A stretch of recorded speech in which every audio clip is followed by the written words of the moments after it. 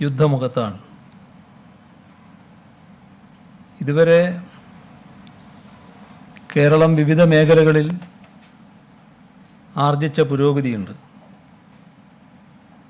അതുതന്നെയാണ് കോവിഡ് പ്രതിരോധത്തിൽ നമുക്ക് തുണയായത്.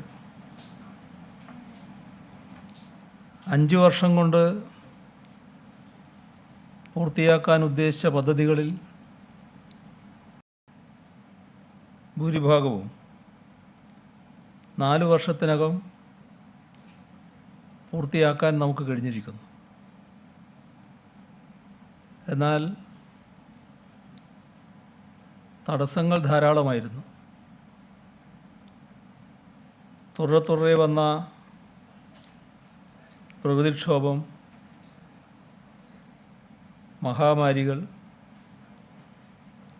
കേരളത്തിൻ്റെ വികസന രംഗത്തെ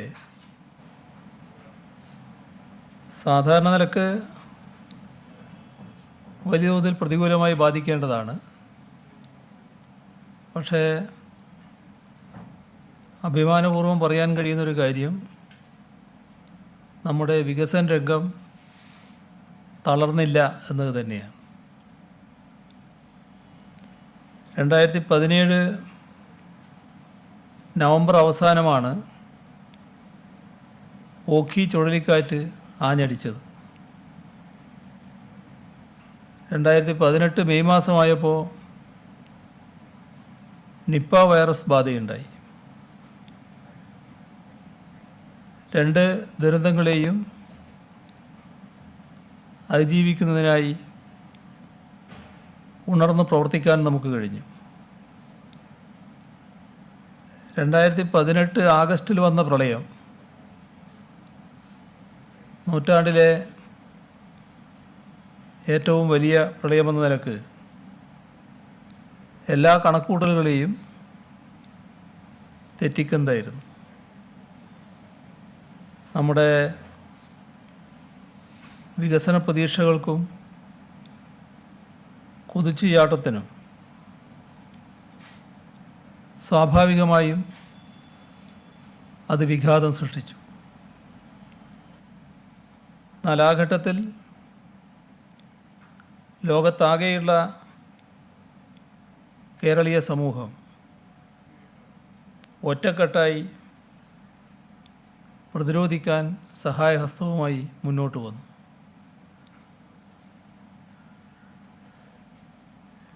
പ്രളയ ദുരന്തത്തിൽ നിന്ന് അതിജീവിക്കാൻ നമ്മൾ ഒത്തുചേർന്ന് ശ്രമിച്ചുകൊണ്ടിരിക്കുമ്പോഴാണ്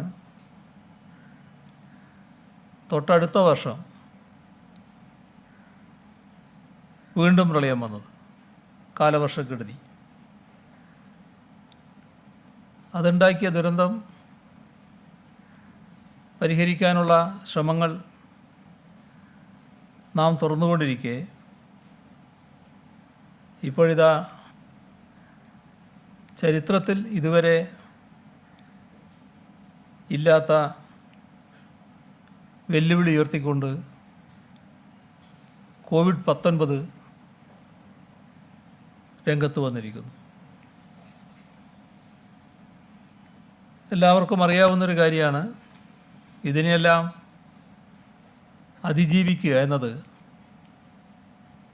പ്രയാസമേറിയ കാര്യമാണ് എന്നത്.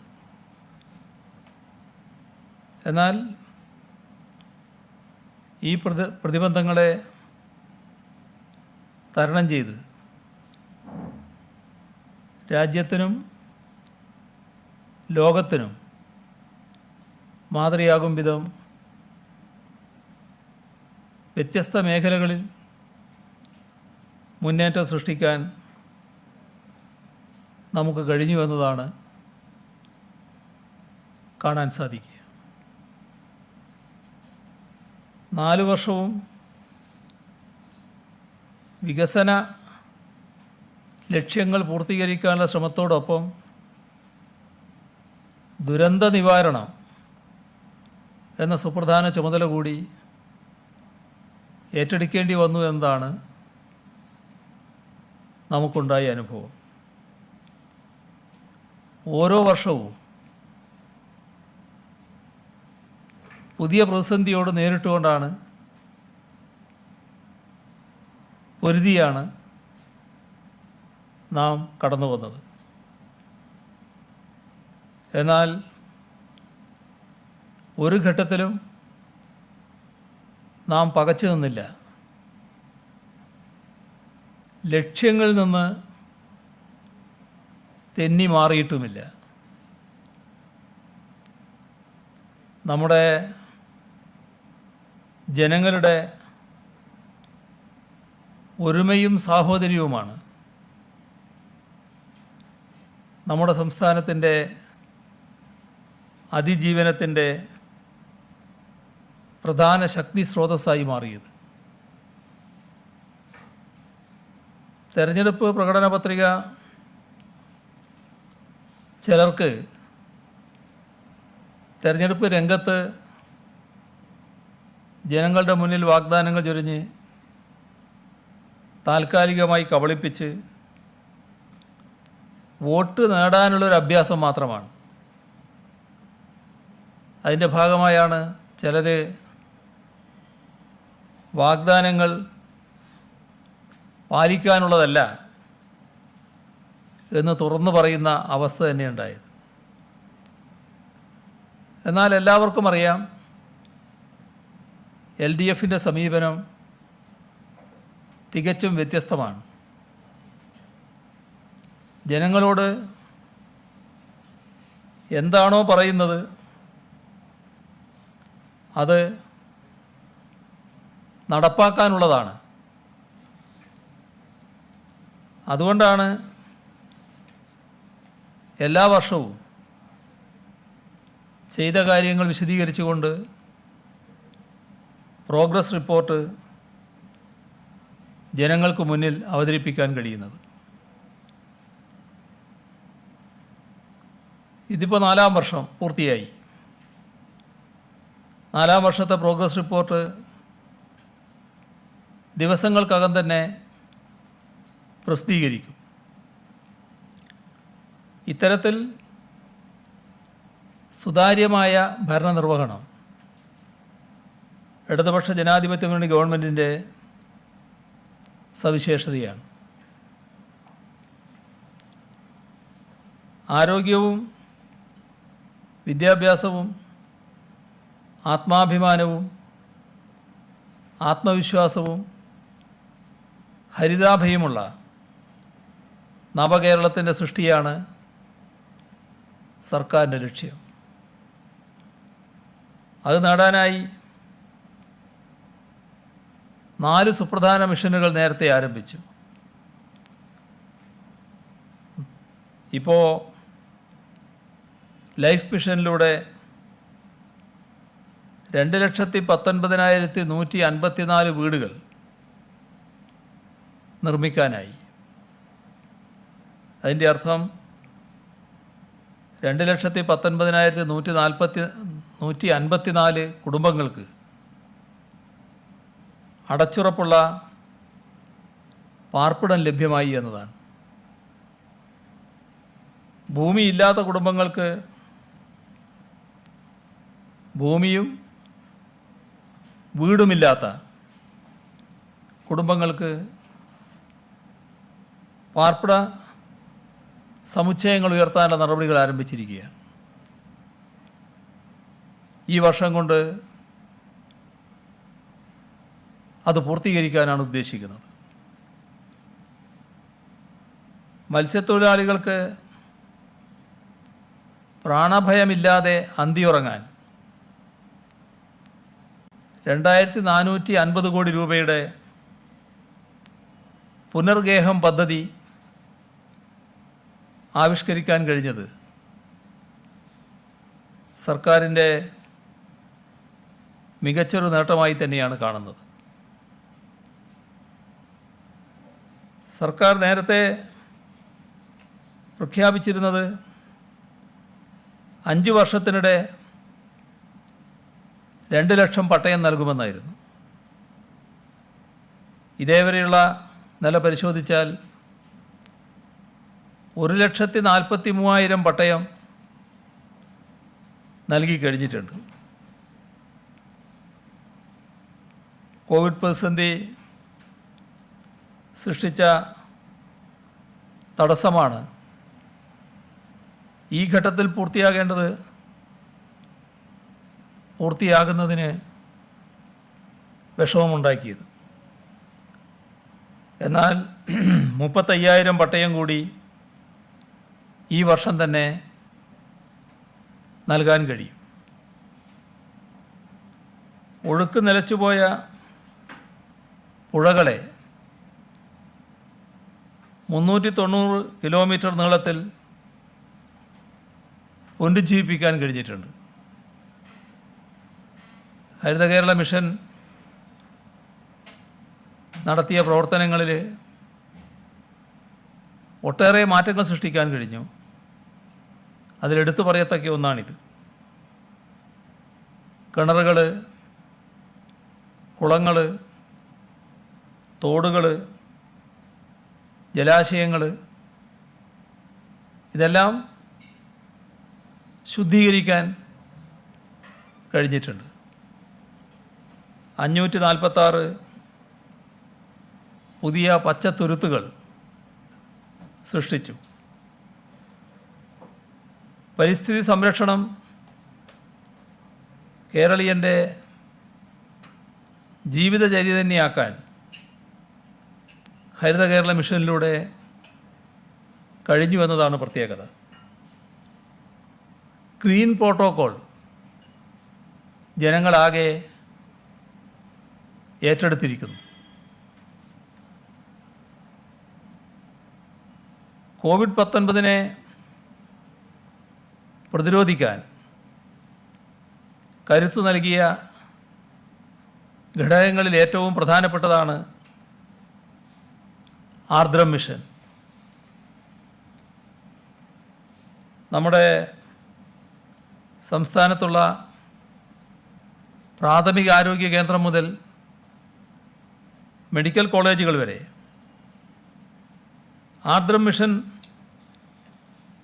നടപ്പാക്കിയതിലൂടെ ഉന്നത നിലവാരത്തിലേക്ക് ഉയർത്താൻ കഴിഞ്ഞു.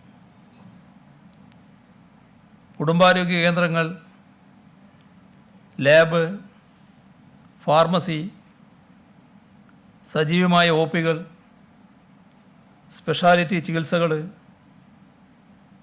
ഇതെല്ലാം ഇന്ന് ലോകം ഉറ്റുനോക്കുന്ന നിലവാരത്തിലേക്ക് എത്തിയിരിക്കുന്നു. നിപ വൈറസ് ഉയർത്തിയ ഭീഷണി നേരിടുക മാത്രമല്ല നമ്മൾ ചെയ്തത്. അത്തരം പ്രശ്നങ്ങളെ നേരിടാൻ അഡ്വാൻസ്ഡ് വൈറോളജി ഇൻസ്റ്റിറ്റ്യൂട്ട് സ്ഥാപിക്കാൻ നമുക്ക് കഴിഞ്ഞു. നേരത്തെ സൂചിപ്പിച്ചതുപോലെ കേരളം നേരിട്ട ദുരന്തങ്ങൾ ചെറുതല്ല. സംസ്ഥാനത്തിന് ചെലവുകൾ വർദ്ധിച്ചതേയുള്ളൂ ഇതിൻ്റെ ഭാഗമായി. ഈ സാമ്പത്തിക വർഷം കഴിഞ്ഞതിനേക്കാൾ 2019-20 15% വർധനവ് ചെലവുകളിലുണ്ടാകുമെന്നാണ് പ്രതീക്ഷിക്കുന്നത്. ഇവിടെയാണ് കേന്ദ്രത്തിൽ നിന്ന് അർഹമായ സഹായം ലഭ്യമാകേണ്ടത്. അത്തരത്തിൽ അർഹമായ സഹായം ലഭ്യമാകുന്നില്ല എന്നത് ഗുരുതരമായ അവസ്ഥയാണ്. അതിനെ മറികടക്കാൻ തനതായ വഴികൾ കണ്ടെത്തൽ മാത്രമേ മാർഗമുള്ളൂ. ബജറ്റിന് പുറത്ത് പശ്ചാത്തല സൗകര്യങ്ങൾ സൃഷ്ടിക്കാനായി ധനസമാഹരണം നടത്തുക എന്ന ലക്ഷ്യത്തോടെയാണ് കിഫ്ബി പുനഃസംഘടിപ്പിച്ചത്. 50,000 കോടി രൂപയുടെ പശ്ചാത്തല സൗകര്യ വികസനം ബജറ്റിന് പുറത്ത് പണം കണ്ടെത്തി നടപ്പാക്കാനാണ് നാം ഉദ്ദേശിച്ചത്. കിഫ്ബി നമ്മുടെ പുനരുജ്ജീവനത്തിൻ്റെ തനതു വഴിയാണ്. ഇപ്പോൾ കാണാൻ കഴിയുന്ന വസ്തുത 54,391 കോടി രൂപയുടെ പ്രവർത്തികൾക്ക് കിഫ്ബി ഇതുവരെ അംഗീകാരം നൽകിക്കഴിഞ്ഞു. ബജറ്റിന് പുറത്തുള്ള ധനസമാഹരണത്തിൻ്റെ ഭാഗമായി മസാല ബോണ്ടുകൾ വഴി 2,150 കോടി രൂപ സമാഹരിക്കാൻ നമുക്കായി.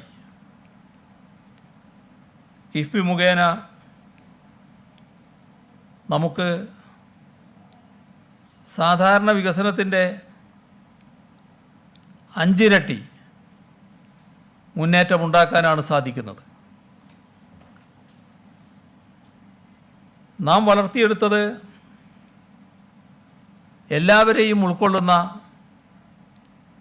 നവകേരള സംസ്കാരമാണ്. ഈ കോവിഡ് കാലത്ത് ആരും പട്ടിണി കിടക്കരുത് എന്ന തീരുമാനത്തിൻ്റെ ഭാഗമായാണ്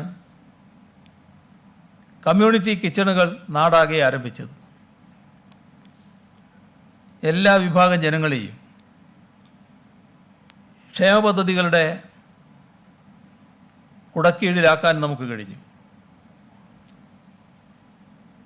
ഒരു താരതമ്യം നടത്തിയാൽ കഴിഞ്ഞ ഗവൺമെൻറ് 2011-16 കാലത്ത് ക്ഷേമ പെൻഷന് വേണ്ടി വിനിയോഗിച്ചത് 9,270 കോടി രൂപയായിരുന്നു. എന്നാൽ 9,270 കോടിയുടെ സ്ഥാനത്ത്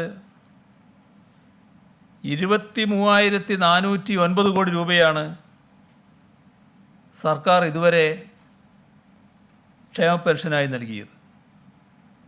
ഓർക്കേണ്ടത് 4 വർഷവും 5 വർഷവും തമ്മിലുള്ള താരതമ്യമാണിത് എന്നാണ്. 23,409 കോടി രൂപ 4 വർഷം കൊണ്ട് തന്നെ വിതരണം ചെയ്തിരിക്കുന്നു. കോവിഡ് കാലത്ത് ഒരു പെൻഷനും ലഭിക്കാത്ത ആളുകൾക്ക് 1000 രൂപ വീതം നൽകാനും സർക്കാർ തീരുമാനിച്ചു. എല്ലാ റേഷൻ കാർഡ് ഉടമകൾക്കും സൗജന്യമായി അരി, പലവ്യഞ്ജന കിറ്റ് തുടങ്ങിയവ നൽകി.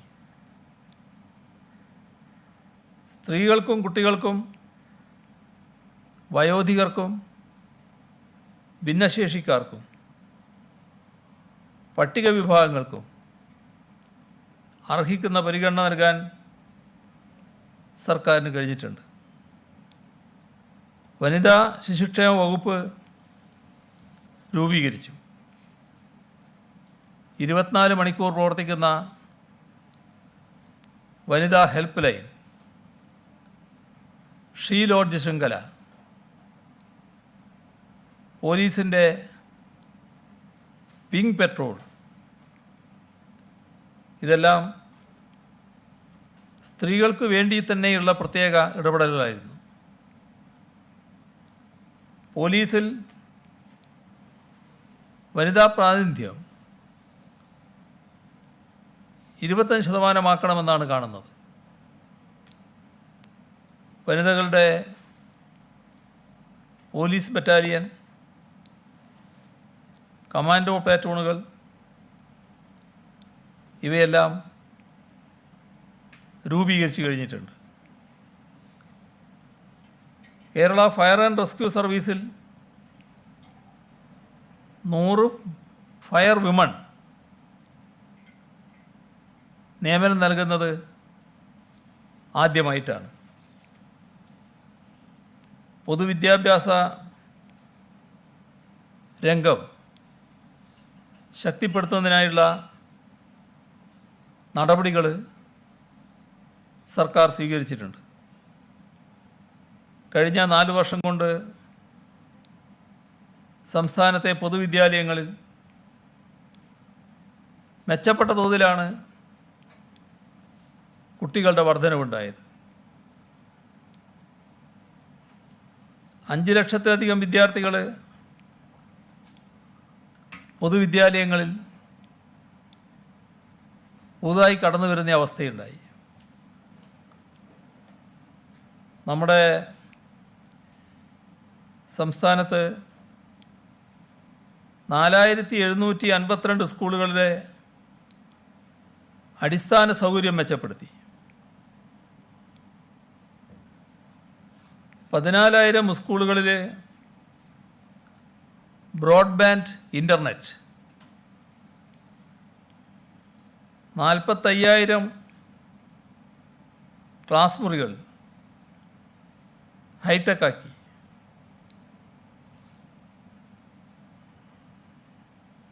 141 സ്കൂളുകൾക്ക് 5 കോടി രൂപ വീതം, 395 സ്കൂളുകൾക്ക് 3 കോടി രൂപ വീതം, 444 സ്കൂളുകൾക്ക് 1 കോടി രൂപ വീതം. എയ്ഡഡ് മേഖലയിലെ വിദ്യാലയങ്ങൾക്ക് ചാലഞ്ച് ഫണ്ട്, 52 വിദ്യാലയങ്ങൾക്ക് നബാർഡ് സ്കീമിൽ 104 കോടി.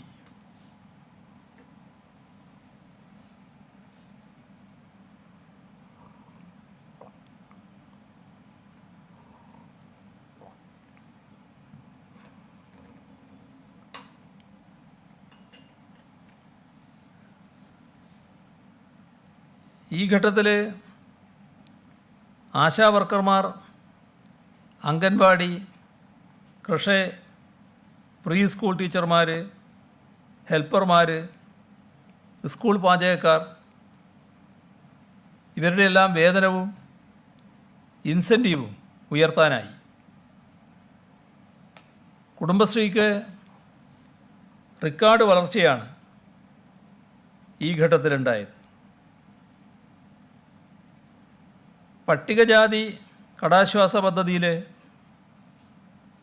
43,136 പേരുടെ കടം എഴുതിത്തള്ളി. പോലീസിലും എക്സൈസിലും 100 വീതം പട്ടികവർഗക്കാരെ നിയമിച്ചു. ആദിവാസി ഊരുകളിലേക്ക് സഞ്ചരിക്കുന്ന റേഷൻ കടകൾ ഇത്തരത്തിൽ എണ്ണമറ്റ പുതിയ ഇടപെടലുകളാണ് ഈ മേഖലയിലെല്ലാം നടന്നത്. നമ്മുടെ രാജ്യത്തിൻ്റെ വിവിധ ഭാഗങ്ങളിൽ നിന്ന് വന്ന് ഇവിടെ തൊഴിലെടുക്കുന്നവർ, അവരെ അതിഥി തൊഴിലാളികളെന്നാണ് നാം വിളിച്ചത്. കോവിഡ് കാലത്ത് തൊഴിലില്ലാതെ തെരുവാധാരമായ അവരെ സംരക്ഷിക്കാനും ഭക്ഷണം നൽകാനും ആവശ്യമായ വൈദ്യസഹായം എത്തിക്കാനും തിരികെ സുരക്ഷിതമായി നാട്ടിലെത്തിക്കാനും കേരളം എടുത്ത മുൻകൈ ലോകപ്രശംസ പിടിച്ചു പറ്റിയതാണ്. അതിഥി തൊഴിലാളികൾക്കായി പ്രത്യേക പാർപ്പിട സൗകര്യം അപ്നാഘർ നിർമ്മിച്ചതും ഇൻഷുറൻസ് ഏർപ്പെടുത്തിയതും നാം ഒരു ചുവട് മുൻപേ നടക്കുന്നുവെന്നാണ് തെളിയിച്ചത്. കോവിഡ് പ്രതിരോധത്തിൻ്റെ ഭാഗമായി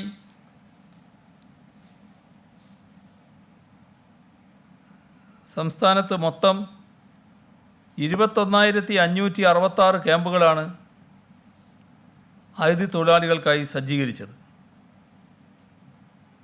ഈ ക്യാമ്പുകളിലായി 4,16,917 തൊഴിലാളികളാണ് ഉണ്ടായിരുന്നത്.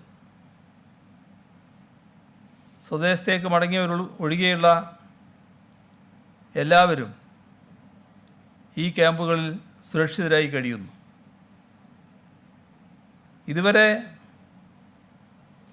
55,717 തൊഴിലാളികൾ വിവിധ സംസ്ഥാനങ്ങളിലേക്ക് തിരിച്ചുപോയിട്ടുണ്ട്. തൊഴിലാളികളുടെ അവകാശങ്ങൾ സംരക്ഷിക്കാനും അവരെ സഹായിക്കാനും എല്ലാ ഘട്ടത്തിലും ശ്രദ്ധ ചെലുത്താൻ നമുക്ക് കഴിഞ്ഞു. എല്ലാ മേഖലയിലും മിനിമം വേതനം പുതുക്കി. അസംഘടിത തൊഴിലാളികൾക്കും സ്വകാര്യ മേഖലയിലെ തൊഴിലാളികൾക്കും വേതന സുരക്ഷ ഉറപ്പാക്കി. ഇത്തരത്തിൽ വിപുലമായ സുരക്ഷ തൊഴിലാളികൾക്ക് ഉറപ്പാക്കാൻ കഴിഞ്ഞത് ഈ പൊതുനയത്തിൻ്റെ ഏറ്റവും പ്രധാനപ്പെട്ട ഭാഗമാണ്. തോട്ടം മേഖലയ്ക്ക് പ്രത്യേക പാക്കേജും നൽകാനായി. മുഖ്യമന്ത്രിയുടെ ദുരിതാശ്വാസ നിധി അർഹരായ ആളുകൾക്ക് ഏറ്റവും ലളിതമായ നടപടിക്രമങ്ങൾ പാലിച്ച് ലഭ്യമാക്കുക, അതിനാണ് സർക്കാർ ഊന്നൽ നൽകിയത്. അപേക്ഷകൾ ഓൺലൈനായി നൽകാം. ചികിത്സാ സംബന്ധമായ റിപ്പോർട്ട് തേടലടക്കമുള്ള നടപടികൾ ഓൺലൈനിൽ പൂർത്തിയാക്കാം. അനുവദിക്കുന്ന പണം ബാങ്ക് അക്കൗണ്ടുകളിലേക്ക് നേരിട്ടെത്തിച്ച് സഹായതുകയിൽ വർധനവ് വരുത്താം എന്നാണ് കണ്ടത്. ഈ സർക്കാർ വന്നതിന് ശേഷം ദുരിതാശ്വാസ നിധിയുടെ വിതരണത്തിൽ വന്ന കാതലായ മാറ്റം ആരുടെയും സഹായം തേടേണ്ട കാര്യമില്ല. ഓൺലൈനിലൂടെ അപേക്ഷ നൽകി സഹായം നേടാനാകുമെന്നാണ്.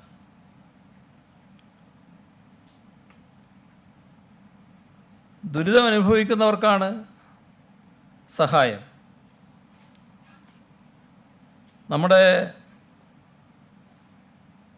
സംസ്ഥാനത്ത് ഈ ഘട്ടത്തിൽ നാം മുൻതൂക്കം നൽകിയത് ഗ്രാമീണ റോഡുകളുടെ പുനരുദ്ധാരണത്തിനായിരുന്നു. അപകടമേൽക്കൂരയുള്ള കിടപ്പാടത്തിൽ ജീവൻ പണയം വെച്ച് കഴിയുന്ന മത്സ്യത്തൊഴിലാളി സഹോദരങ്ങൾക്ക് അടച്ചുറപ്പുള്ള പാർപ്പിടം നൽകാനും ഈ നിധിയിൽ നിന്ന് നാം തുക വിനിയോഗിക്കുന്നുണ്ട്. അതെല്ലാം തിരിച്ചറിഞ്ഞ് ആ തിരിച്ചറിവിൻ്റെ ഭാഗമായാണ് കൊച്ചു കുഞ്ഞുങ്ങൾ മുതൽ വയോജനങ്ങൾ വരെ മനസ്സ് നിറഞ്ഞ് ദുരിതാശ്വാസ നിധിയിലേക്ക് സംഭാവന നൽകാൻ മുന്നോട്ട് വരുന്നത്.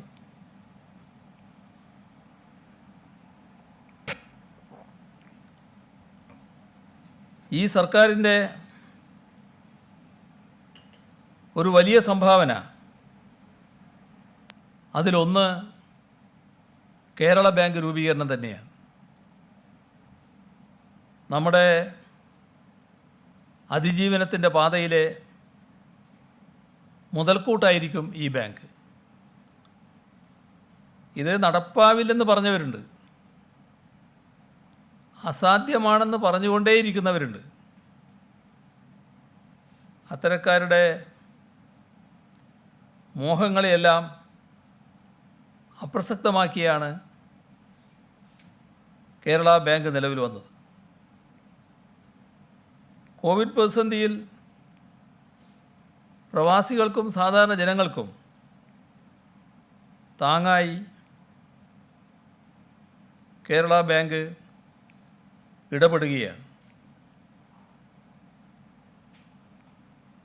കാർഷിക വ്യാവസായിക രംഗത്ത് നൂതന ആശയങ്ങൾക്കും പദ്ധതികൾക്കും കേരള ബാങ്ക് ശക്തി പകരും. ഇടപാടുകാർക്ക് കുറഞ്ഞ ചെലവിൽ സേവനം നൽകാനും ഉയർന്ന നിരക്കിൽ കാർഷിക വായ്പ നൽകാനും കഴിയും. കേരളത്തിലെ ഏറ്റവും വലിയ രണ്ടാമത്തെ ബാങ്ക് കേരള ബാങ്കായിരിക്കും. സ്റ്റാർട്ടപ്പുകൾക്ക് അനുയോജ്യമായ അന്തരീക്ഷം ഒരുക്കുന്നതിൽ നമ്മുടെ രാജ്യത്ത്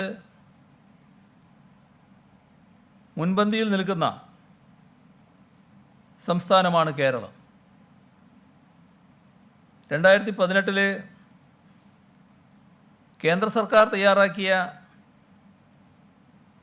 സ്റ്റേറ്റ് സ്റ്റാർട്ടപ്പ് റാങ്കിംഗ് ഉണ്ട്. ആ റാങ്കിങ്ങിൽ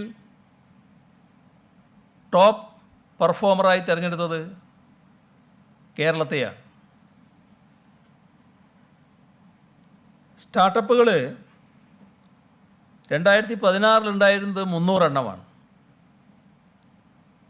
ഇപ്പോഴത് 2200 വിവര സാങ്കേതിക വിദ്യയിൽ അധിഷ്ഠിതമായ 1600-ലധികം സ്റ്റാർട്ടപ്പുകൾ, 2 ലക്ഷത്തിലധികം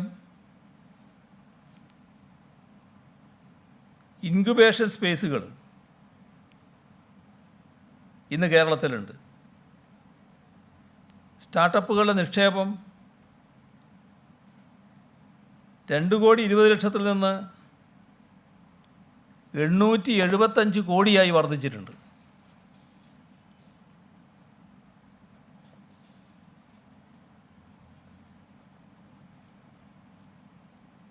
സ്റ്റാർട്ടപ്പുകൾക്കും മറ്റും അനുകൂലമായ ഭൗതികവും ഡിജിറ്റലുമായ സൗകര്യങ്ങൾ ഒരുക്കുകയാണ്. പൗരന്മാർക്ക് വേണ്ടിയും അത്തരം സൗകര്യങ്ങൾ ഏർപ്പെടുത്തുകയാണ്. അങ്ങനെ ഇൻ്റർനെറ്റ് പൗരാവകാശമായി പ്രഖ്യാപിക്കുന്ന ഇന്ത്യയിലെ തന്നെ ആദ്യ സംസ്ഥാനമാണ് കേരളം. സൗജന്യ വൈഫൈ എല്ലാ പൊതുയിടങ്ങളിലും ലൈബ്രറികളിലും മറ്റും ലഭ്യമാക്കണമെന്നാണ് ഉദ്ദേശിക്കുന്നത്.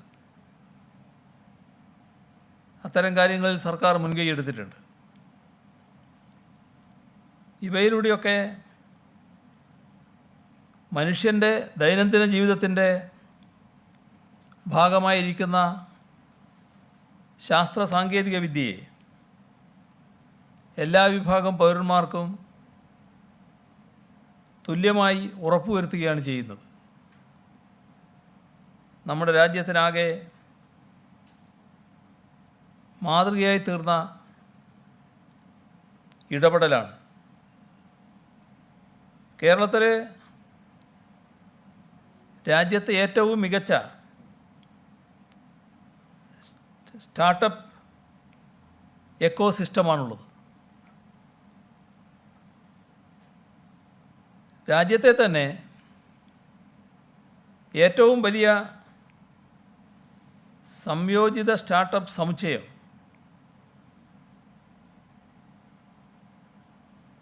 കൊച്ചിയിൽ ആരംഭിച്ചു.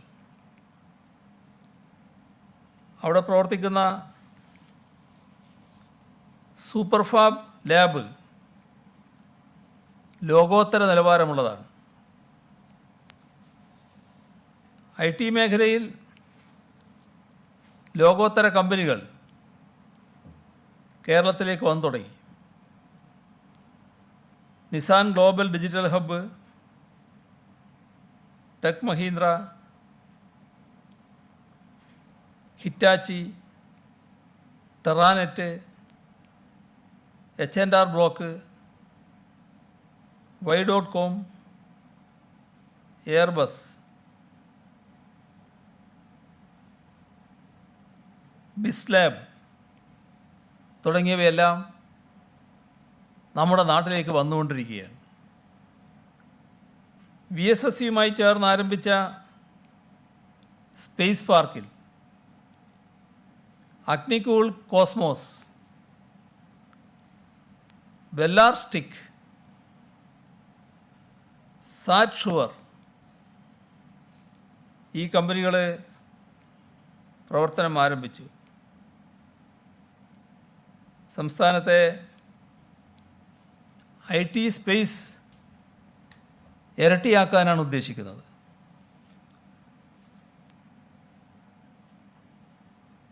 പാവപ്പെട്ടവർക്ക് സൗജന്യ നിരക്കിൽ അതിവേഗ ഇൻ്റർനെറ്റ് ലഭ്യമാക്കാൻ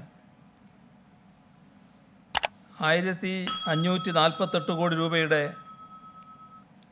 കെ-ഫോൺ പദ്ധതിക്ക് തുടക്കമിട്ടു. ഇക്കൊല്ലം ഡിസംബറോടെ പദ്ധതി പൂർത്തിയാക്കാനാണ് ഉദ്ദേശിക്കുന്നത്. ഏറ്റെടുക്കാൻ കെ-ഫോൺ സൗകര്യം ഉപയോഗിക്കുക തന്നെ ചെയ്യും. നമ്മുടെ വ്യാവസായിക രംഗം നിക്ഷേപ രംഗത്ത് വലിയ മുന്നേറ്റം സൃഷ്ടിക്കാനാണ് ഉദ്ദേശിക്കുന്നത്. പുതിയ കാലത്തെ മാറ്റങ്ങൾ ഉൾക്കൊണ്ട് വ്യവസായ വാണിജ്യ രംഗത്താകെ ഉണർവ് കൈവന്നിരിക്കുന്നു. സർക്കാർ അധികാരമേറും ഏൽക്കുന്ന ഘട്ടത്തിൽ പൊതുമേഖലാ വ്യവസായ സ്ഥാപനങ്ങളുടെ നഷ്ടം 131 കോടി രൂപയായിരുന്നു. ഭരണത്തിൻ്റെ ആദ്യ വർഷം തന്നെ നഷ്ടം 71 കോടിയായി കുറച്ചു. അടുത്ത 3 വർഷവും ഈ മേഖലയെ ലാഭത്തിലാക്കി. 2017-18 5 കോടിയും 18-19 8 കോടിയുമായിരുന്നു ലാഭം. 2019-20 56 കോടി രൂപ പ്രവർത്തന ലാഭമുണ്ട്. പൊതുമേഖലാ സ്ഥാപനങ്ങളോട് കേന്ദ്ര ഗവൺമെൻറ് സ്വീകരിക്കുന്ന സമീപനമല്ല സംസ്ഥാന സർക്കാരിനുള്ളത്.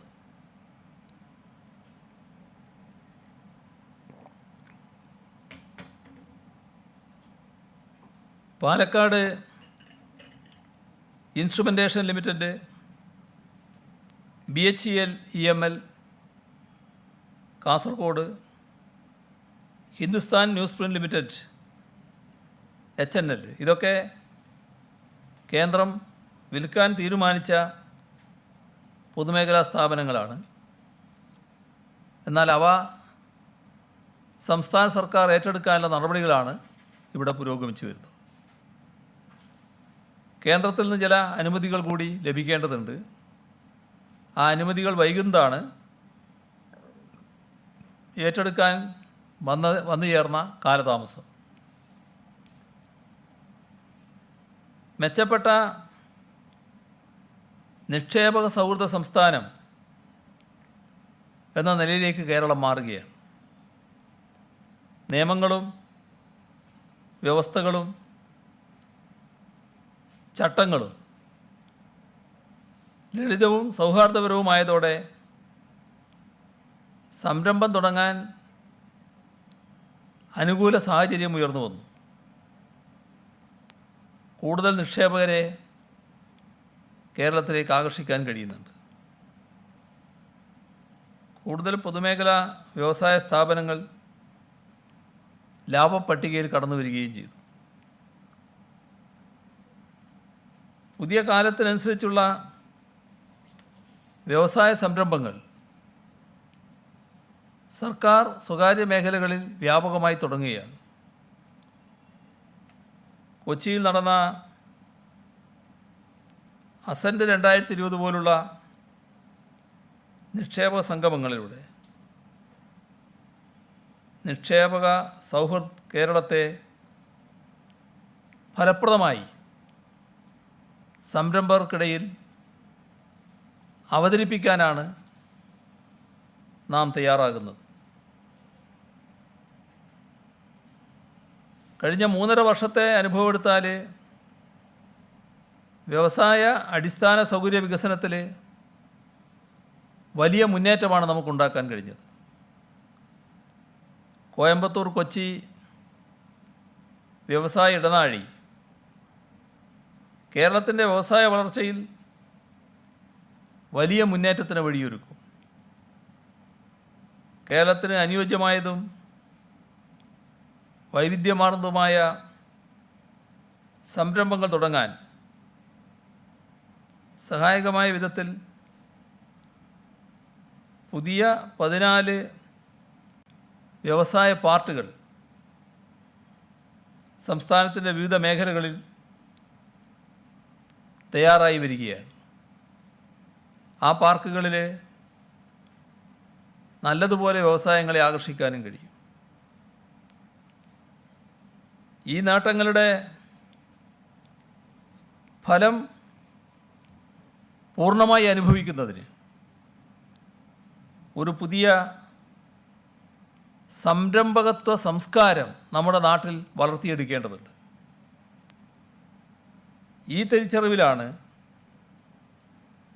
എൻ്റർപ്രണേഴ്സ് ഡെവലപ്മെൻറ്റ് ക്ലബ്ബുകൾ സജീവമാക്കിയിരിക്കുന്നത്.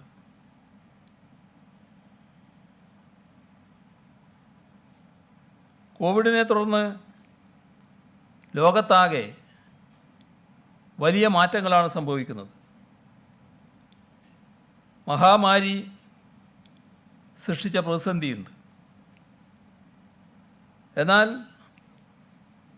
ഒരു കാര്യം ഉറപ്പാണ്, ആ പ്രതിസന്ധി തീരുമ്പോൾ പുതിയ സാധ്യതകളും അവസരങ്ങളും തീർച്ചയായും വരും. ലോകത്തെ ഏറ്റവും സുരക്ഷിതമായ ഇടം എന്ന ഖ്യാതിയാണ് കേരളത്തിന് ഇന്ന് രാജ്യത്തും ലോകത്തുമുള്ളത്. പുതിയ വ്യവസായ സംരംഭങ്ങളെയും നിക്ഷേപത്തെയും ഇങ്ങോട്ട് ആകർഷിക്കാനുള്ള സാഹചര്യമായി സർക്കാർ ഇതിനെ കാണുകയാണ്. അതിൻ്റെ ഭാഗമായി വ്യവസായങ്ങൾ ഇന്ന് കേന്ദ്രീകരിച്ചിട്ടുള്ള പല രാജ്യങ്ങളിൽ നിന്നും സുരക്ഷിത ഇടങ്ങളിലേക്ക് കുറേ വ്യവസായങ്ങൾ മാറ്റി സ്ഥാപിക്കാൻ സാധ്യതയുണ്ട്. അതിൻ്റെ ഭാഗമായി വ്യവസായങ്ങളെ ആകർഷിക്കാൻ നാം ചില നടപടികൾ സ്വീകരിച്ചിട്ടുണ്ട്. അതിലൊന്ന്, വ്യവസായ അനുമതികൾ വേഗത്തിലാക്കുന്നതിനുള്ള കർമ്മ പദ്ധതി നടപ്പാക്കുന്നതിൻ്റെ ഭാഗമായി ഒരു വ്യവസായത്തിന് അപേക്ഷിച്ചാൽ 7 ദിവസത്തിനകം ആവശ്യമായ ലൈസൻസും പെർമിറ്റും നൽകും. ഇതോടൊപ്പം കാർഷികോൽപ്പന്നങ്ങളുടെ വാല്യൂ ആഡഡ് ഉൽപ്പന്നങ്ങൾ നിർമ്മിക്കുന്നതിന് അതിനുള്ള നടപടികൾ ത്വരിതഗതിയിൽ ആരംഭിക്കാൻ ഗൗരവമായൊരു പഠനം നടത്താൻ തീരുമാനിച്ചിരിക്കുകയാണ്. അതോടൊപ്പം തന്നെ നമ്മുടെ സംസ്ഥാനത്തിൻ്റെ വിവിധ ഭാഗങ്ങളിലായി 4 കേന്ദ്രങ്ങളിൽ ലോജിസ്റ്റിക് പാർക്കുകൾ നിർമ്മിക്കാനും സർക്കാർ ഉദ്ദേശിക്കുകയാണ്. ഇതോടൊപ്പം നമ്മുടെ കേരളത്തിലേക്ക് വ്യവസായങ്ങളെ ആകർഷിക്കുന്നതിനായി വിവിധ രാജ്യങ്ങളിലെ എംബസികളുമായി നാം ബന്ധപ്പെട്ടുകൊണ്ടിരിക്കുകയാണ്. ഇതിൻ്റെ കൂടെ തന്നെ നമ്മുടെ നാട്ടിൽ വ്യവസായങ്ങൾ ആകർഷിക്കുന്നതിനായി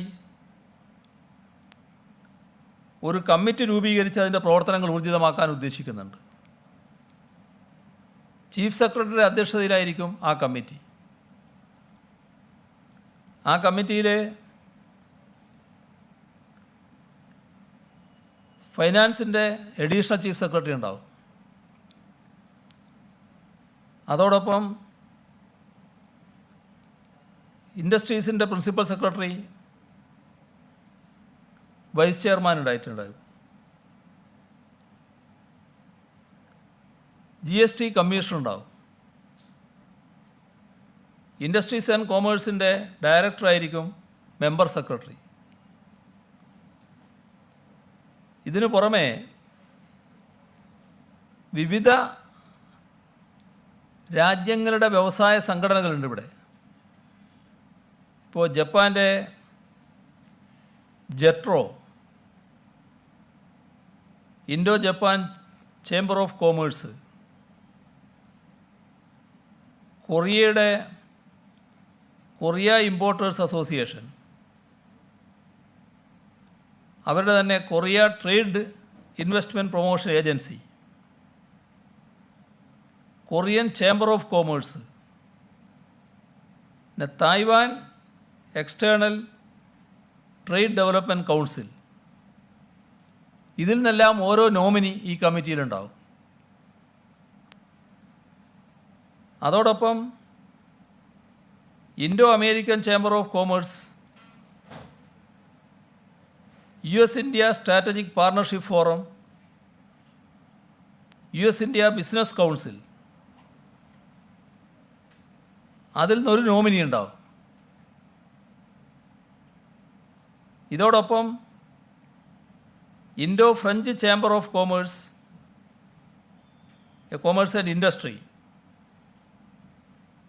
Indo German chamber of commerce, ഇവരുടെ ഒരു നോമിനി ഉണ്ടാവും. പിന്നെ സിംഗപ്പൂരിലെ എൻ്റർപ്രൈസിൽ നിന്നും ഒരു നോമിനി ഉണ്ടാവും. കേരളത്തിൽ പ്രവർത്തിക്കുന്ന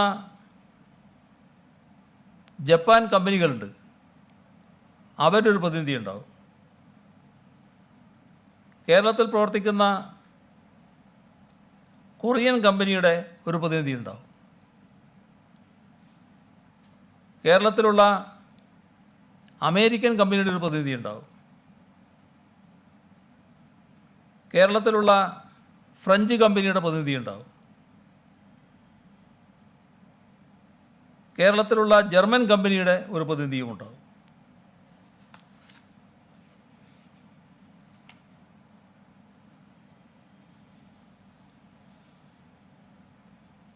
ഊർജ മേഖലയിലെ ഏറ്റവും പ്രധാന പദ്ധതിയായിരുന്നു ഗെയിൽ പൈപ്പ് ലൈൻ. അത് നടപ്പാക്കാൻ കഴിയില്ല എന്നായിരുന്നു നമ്മൾ കരുതിയിരുന്നത്. എന്നാൽ ഇപ്പോഴൊരു നമ്മുടെ സംസ്ഥാനത്ത് നിന്ന് വിട്ടുപോകാൻ തീരുമാനിച്ച ആ പദ്ധതി നമ്മൾ ഓർക്കേണ്ടത് 39 കിലോമീറ്റർ മാത്രമേ അന്ന് പൈപ്പിട്ടിരുന്നുള്ളൂ നേരത്തെ. പിന്നെ ഉപേക്ഷിച്ച് പോയതാണ്. 2016 ജൂണിലാണ് പദ്ധതി പുനരാരംഭിക്കുന്നത്. ഇപ്പോൾ 444 കിലോമീറ്റർ നീളമുള്ള കൊച്ചി മംഗലാപുരം ലൈൻ പൂർത്തിയായി. ചന്ദ്രഗിരി പുഴയ്ക്ക് കുറുകെ പൈപ്പ് സ്ഥാപിക്കുന്നതാണ് ആകെ ബാക്കിയുള്ള കാര്യം. ഇത് 3 ആഴ്ച കൊണ്ട് പൂർത്തീകരിച്ച് ജൂൺ പകുതിയോടെ കമ്മീഷൻ ചെയ്യാൻ കഴിയും. ഇതിനു പുറമെ കൂറ്റനാട് വാളയാർ 95 കിലോമീറ്റർ നീളത്തിൽ പൈപ്പിടൽ പൂർത്തിയായി. ഈ ആഗസ്റ്റ് 15-ന് അത് കമ്മീഷൻ ചെയ്യുമെന്നാണ് ധാരണയായിട്ടുള്ളത്. ഇതിൻ്റെ ഭാഗമായി വരുന്നൊരു കാര്യമാണ് സിറ്റി ഗ്യാസ് പ്രോജക്റ്റ്. IOAGയുടെ സിറ്റി ഗ്യാസ് പ്രോജക്റ്റ് പുരോഗമിക്കുകയാണ്. LNG ടെർമിനലിൽ നിന്നും ഗ്യാസ് ഗാർഹിക ആവശ്യങ്ങൾക്കുൾപ്പെടെ വിതരണം ചെയ്യുന്ന പദ്ധതിയാണിത്. കൊച്ചിയിൽ 7 CNG സ്റ്റേഷൻ ഈ പദ്ധതിയിലൂടെ കമ്മീഷൻ ചെയ്തിട്ടുണ്ട്. ഈ 4 വർഷം വൈദ്യുതി മേഖലയിൽ വിപ്ലവകരമായ മാറ്റങ്ങളാണ് കൊണ്ടുവന്നത്. സമ്പൂർണ്ണ വൈദ്യുതീകരണം അതിൻ്റെ ഏറ്റവും മികച്ച ഉദാഹരണമാണ്. കൊച്ചി ഇടമൺ വൈദ്യുതി പ്രസരണ ലൈൻ യാഥാർത്ഥ്യമാക്കിയത് ശ്രദ്ധേയമായ നേട്ടമാണ്. വിഴിഞ്ഞം അന്താരാഷ്ട്ര തുറമുഖത്തിൻ്റെ നിർമ്മാണം പുരോഗമിച്ചുകൊണ്ടിരിക്കുകയാണ്. കൊച്ചിയിലെ വാട്ടർ മെട്രോ പദ്ധതി ഇതിൻ്റെ 38 ജെട്ടികളിൽ 8 എണ്ണം പൂർത്തിയായി കഴിഞ്ഞിട്ടുണ്ട്. കൊച്ചി മെട്രോയുടെ പണി 2017 ജൂണിൽ പൂർത്തീകരിച്ച് സമർപ്പിച്ചത് നാടോർക്കുന്ന കാര്യമാണ്. 6 മാസത്തിനുള്ളിൽ പാലാരിവട്ടം മുതൽ മഹാരാജാസ് വരെയുള്ള അടുത്ത റീച്ചും നാടിന് സമർപ്പിച്ചു.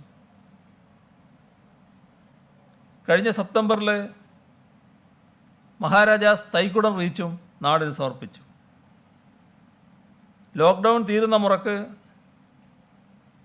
കൊച്ചി മെട്രോ ഫേസ് 1 അവസാന റീച്ചായ തൈക്കുടം പേട്ട റീച്ചും നാടിന് സമർപ്പിക്കും. കൊച്ചി മെട്രോ നഗരപ്രാന്തങ്ങളിലേക്ക് കൂടി വ്യാപിക്കുകയാണ്. KSTP പദ്ധതിയിൽ സർക്കാർ വന്നതിന് ശേഷം 226 കിലോമീറ്റർ റോഡ് പൂർത്തീകരിക്കാൻ കഴിഞ്ഞിട്ടുണ്ട്. 10 റോഡുകളുടെ പ്രവർത്തനം പുരോഗമിക്കുകയാണ്. സംസ്ഥാന സർക്കാർ പകുതി ചെലവ് വഹിച്ച കൊല്ലം ബൈപ്പാസ് നാടിന് സമർപ്പിച്ചു കഴിഞ്ഞു. ആലപ്പുഴ ബൈപ്പാസിൻ്റെ 98.6% പൂർത്തിയായി. 2 പാലങ്ങളിൽ ഒന്നിനും കൂടി റെയിൽവേയുടെ അനുമതി കിട്ടാനുണ്ട്. അത് കിട്ടിയാൽ 100% പണിയും പൂർത്തിയാക്കി നാടിന് സമർപ്പിക്കാൻ കഴിയും.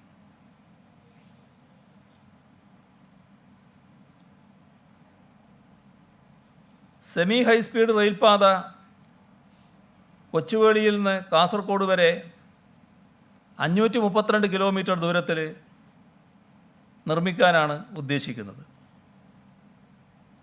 തിരുവനന്തപുരം മുതൽ തിരൂർ വരെയുള്ള പാത നിലവിലുള്ള പാതയിൽ നിന്ന് മാറിയാണ് നിർദ്ദിഷ്ട റെയിൽ ഇടനാഴി നിർമ്മിക്കുക. തിരൂർ മുതൽ കാസർഗോഡ് വരെ നിലവിലുള്ള പാതയ്ക്ക് സമാന്തരമായിരിക്കും. നമ്മുടെ നാടിൻ്റെ വികസന അന്തരീക്ഷമൊരുക്കുന്നതിൽ സംസ്ഥാനത്തിൻ്റെ സമാധാനപരമായ ജീവിതം വളരെ പ്രധാനമാണ്. ഇവിടെ ഏറ്റവും ഭദ്രമായ ക്രമസമാധാനം നിലനിൽക്കുന്ന സംസ്ഥാനമാണ് കേരളം. ഇപ്പോൾ കോവിഡ് പ്രതിരോധത്തിൽ സമാനതകളില്ലാത്ത ഇടപെടലാണ് കേരള പോലീസ് നടത്തിക്കൊണ്ടിരിക്കുന്നത്. ക്രമസമാധാന പാലനത്തിലും കേരള പോലീസ് ഗണ്യമായ നേട്ടം തന്നെയാണ് ഉണ്ടാക്കിയത്. ദേശീയ ക്രൈം റെക്കോർഡ്സ് ബ്യൂറോ റിപ്പോർട്ട് പ്രകാരം കേസുകളുടെ എണ്ണം കേരളത്തിൽ 30% കുറഞ്ഞു.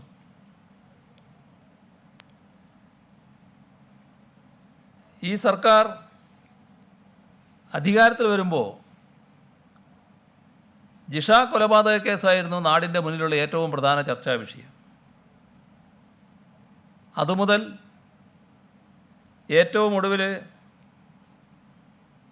പാമ്പ് കടിപ്പിച്ചുള്ള കൊലപാതകം വരെ തൊട്ടു മുമ്പുള്ള കൂടത്തായി ഓർമ്മിച്ചാൽ മതി. തെളിയിക്കാൻ പോലീസിന് കഴിഞ്ഞിരിക്കുന്നു. കേരള പോലീസ് നവീകരണത്തിൻ്റെ പാതയിലാണ്. ജനമൈത്രി പോലീസ് രാജ്യത്ത് തന്നെ മാതൃകയായി മാറുന്നു.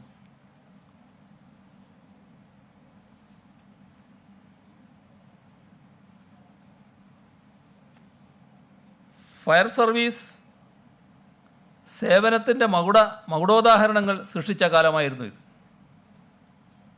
പ്രളയ ദുരിതാശ്വാസ പ്രവർത്തനമായാലും ഇപ്പോൾ കോവിഡിൻ്റെ ഈ ഘട്ടമായാലും മികവുറ്റ പ്രവർത്തനമാണ് അവർക്ക് നടത്താൻ കഴിഞ്ഞത്. നമ്മുടെ സംസ്ഥാനം രൂപീകൃതമായതിനു ശേഷം കേൾക്കുന്നതാണ് കേരള അഡ്മിനിസ്ട്രേറ്റീവ് സർവീസിനെ പറ്റി. ഈ ഘട്ടത്തിലാണ് നമുക്കത് പൂർത്തിയാക്കാൻ കഴിഞ്ഞത്. ഇങ്ങനെ നോക്കിയാൽ സർക്കാർ ചെയ്ത ഒട്ടേറെ കാര്യങ്ങൾ ഇനിയും വിശദീകരിക്കാനുണ്ട്. സമയം ഒരുപാടായി. ഇനി കൂടുതൽ കാര്യങ്ങളിലേക്ക് ഞാൻ പോകുന്നില്ല. പക്ഷേ സംസ്ഥാനത്തിന് ഈ കാലയളവിൽ കിട്ടിയ നേട്ടങ്ങൾ അതിൻ്റെ ഭാഗമായുള്ള പുരസ്കാരങ്ങൾ അത് വളരെ വലിയൊരു പട്ടികയാണ്. അതിലേക്കും ഇപ്പോൾ ഞാൻ കടക്കുന്നില്ല. ഓരോ മേഖലയിലും നമ്മുടെ മികവ് തെളിയിക്കുന്ന പുരസ്കാരങ്ങളാണ് നമുക്ക് ലഭിച്ചിരിക്കുന്നത്. ഇപ്പോൾ നമ്മുടെ നാട് അത്യന്തം ഗുരുതരമായൊരു പ്രതിസന്ധിയിലൂടെയാണ് കടന്നു പോകുന്നത്. കോവിഡിൻ്റെ നാളുകളാണ്. COVID-19 വ്യാപനം എവിടെ എത്തി നിൽക്കുമെന്നൊന്നും പറയാൻ കഴിയില്ല. ലോക്ക്ഡൗൺ അനന്തമായി തുടരാനാകില്ല എന്ന് പൊതുവെ രാജ്യം കണ്ടുകൊണ്ടിരിക്കുകയാണ്. വാഹന ഗതാഗതം കൂടുതൽ സജീവമാകുന്നുണ്ട്. പുതുതായി രോഗം വർദ്ധിക്കുന്നവരുടെ എണ്ണത്തിൽ വലിയ വർധനവാണ് ഉണ്ടാകുന്നത്. നമ്മുടെ സംസ്ഥാനത്ത് മെയ് 23 രാജ്യത്തിൻ്റെ വിവിധ ഭാഗങ്ങളിൽ നിന്ന് 4638 പേരും വിദേശ രാജ്യങ്ങളിൽ നിന്ന് 1035 പേരുമാണ് സംസ്ഥാനത്തെത്തിയത്. അതേ ദിവസം കോവിഡ് ബാധ സ്ഥിരീകരിച്ചവരുടെ എണ്ണം 62. യാത്രക്കാരുടെ വരവിനനുസരിച്ച് രോഗബാധിതരുടെ എണ്ണവും വർദ്ധിക്കുന്നുണ്ട്. കഴിഞ്ഞ 2-3 ദിവസങ്ങളെടുത്താൽ 50-ൽ കൂടുതലായി. 4 ദിവസങ്ങളുടെ കണക്കെടുത്താൽ 181 പുതിയ രോഗികളാണ് ഉണ്ടായത്. അപ്പോൾ കൂടുതൽ യാത്രാമാർഗങ്ങൾ തുറക്കുമ്പോൾ അതിനിയും വർദ്ധിച്ചേക്കാം. എന്നാൽ നേരത്തെ വ്യക്തമാക്കിയതാണ്, നമ്മുടെ നാടിൻ്റെ ഭാഗമായുള്ളവരെല്ലാം നാട്ടിലേക്ക് വരുന്നതിന് അവർക്ക് നേരെ ആരും വാതിൽ കൊട്ടി അടക്കില്ല എന്നുള്ളത്. അവർ വരുന്നത് കൊറോണ വൈറസ് ബാധ ഉള്ള സംസ്ഥാനങ്ങളിൽ നിന്നും രാജ്യങ്ങളിൽ നിന്നുമാണ്. അപ്പോൾ ഇവിടെ ആവശ്യമായ മുൻകരുതൽ അതിനുവേണ്ടി എടുക്കേണ്ടതായിട്ടുണ്ട്. അവർക്കാവശ്യമായ ചികിത്സ നൽകുക, അവരിൽ നിന്ന് രോഗം പടരാതിരിക്കാൻ ആവശ്യമായ കരുതൽ നടപടികൾ സ്വീകരിക്കുക. അതിന് ഈ വരുന്നവരെക്കുറിച്ച് കൃത്യമായ വിവരം സംസ്ഥാന സർക്കാരിന് മുൻകൂട്ടി ഉണ്ടാകണം. ഇറങ്ങിയ ഉടനെ തന്നെ അതിനുള്ള സംവിധാനം ഒരുക്കാനാകണം. ഇപ്പോൾ ശരാശരി 39 പേരാണ് ദിവസവും രോഗം ബാധിച്ച് ആശുപത്രിയിലാകുന്നത്. അപ്പോൾ അങ്ങനെ വന്നാൽ അതിൻ്റെ ഒരു മാത്തമാറ്റിക്കൽ അനാലിസിസിലേക്കൊന്നും ഞാനിപ്പോൾ കടക്കുന്നില്ല. അത് സാധാരണഗതിയിൽ ആർക്കും കണക്കൂട്ടാൻ കഴിയുന്ന കാര്യമാണ്. ഇന്നുള്ളിൽ അന്തരീക്ഷമായിരിക്കില്ല ഇതേ രീതി തുറന്നാലുണ്ടാവുക എന്നർത്ഥം. ജൂണിൽ മഴ തുടങ്ങുകയും മഴക്കാല രോഗങ്ങൾ വരികയും ചെയ്താൽ കൂടുതൽ സൗകര്യങ്ങൾ വേണ്ടതായി വരും. ഇതിനെല്ലാമുള്ള ആസൂത്രണമാണ് നാം നടത്തിക്കൊണ്ടിരിക്കുന്നത്. ഇക്കാര്യത്തിൽ നാം കാണേണ്ട ഒരു കാര്യം, ആരും ഇങ്ങോട്ട് വരേണ്ടതില്ല എന്നൊരു സമീപനം ഒരിടത്തും എടുക്കേണ്ടതായിട്ടില്ല. അവർ വരട്ടെ, നമ്മുടെ സഹോദരങ്ങളാണ്, ഇവിടെ താമസിക്കേണ്ടവരാണ്, ഈ നാട് അവരുടേതുമാണ്. എന്നാൽ ജാഗ്രതയോടെയുള്ള മുൻകരുതൽ നടപടികൾ സ്വീകരിക്കണം. ഇതാണ് ഏറ്റവും പ്രധാനം.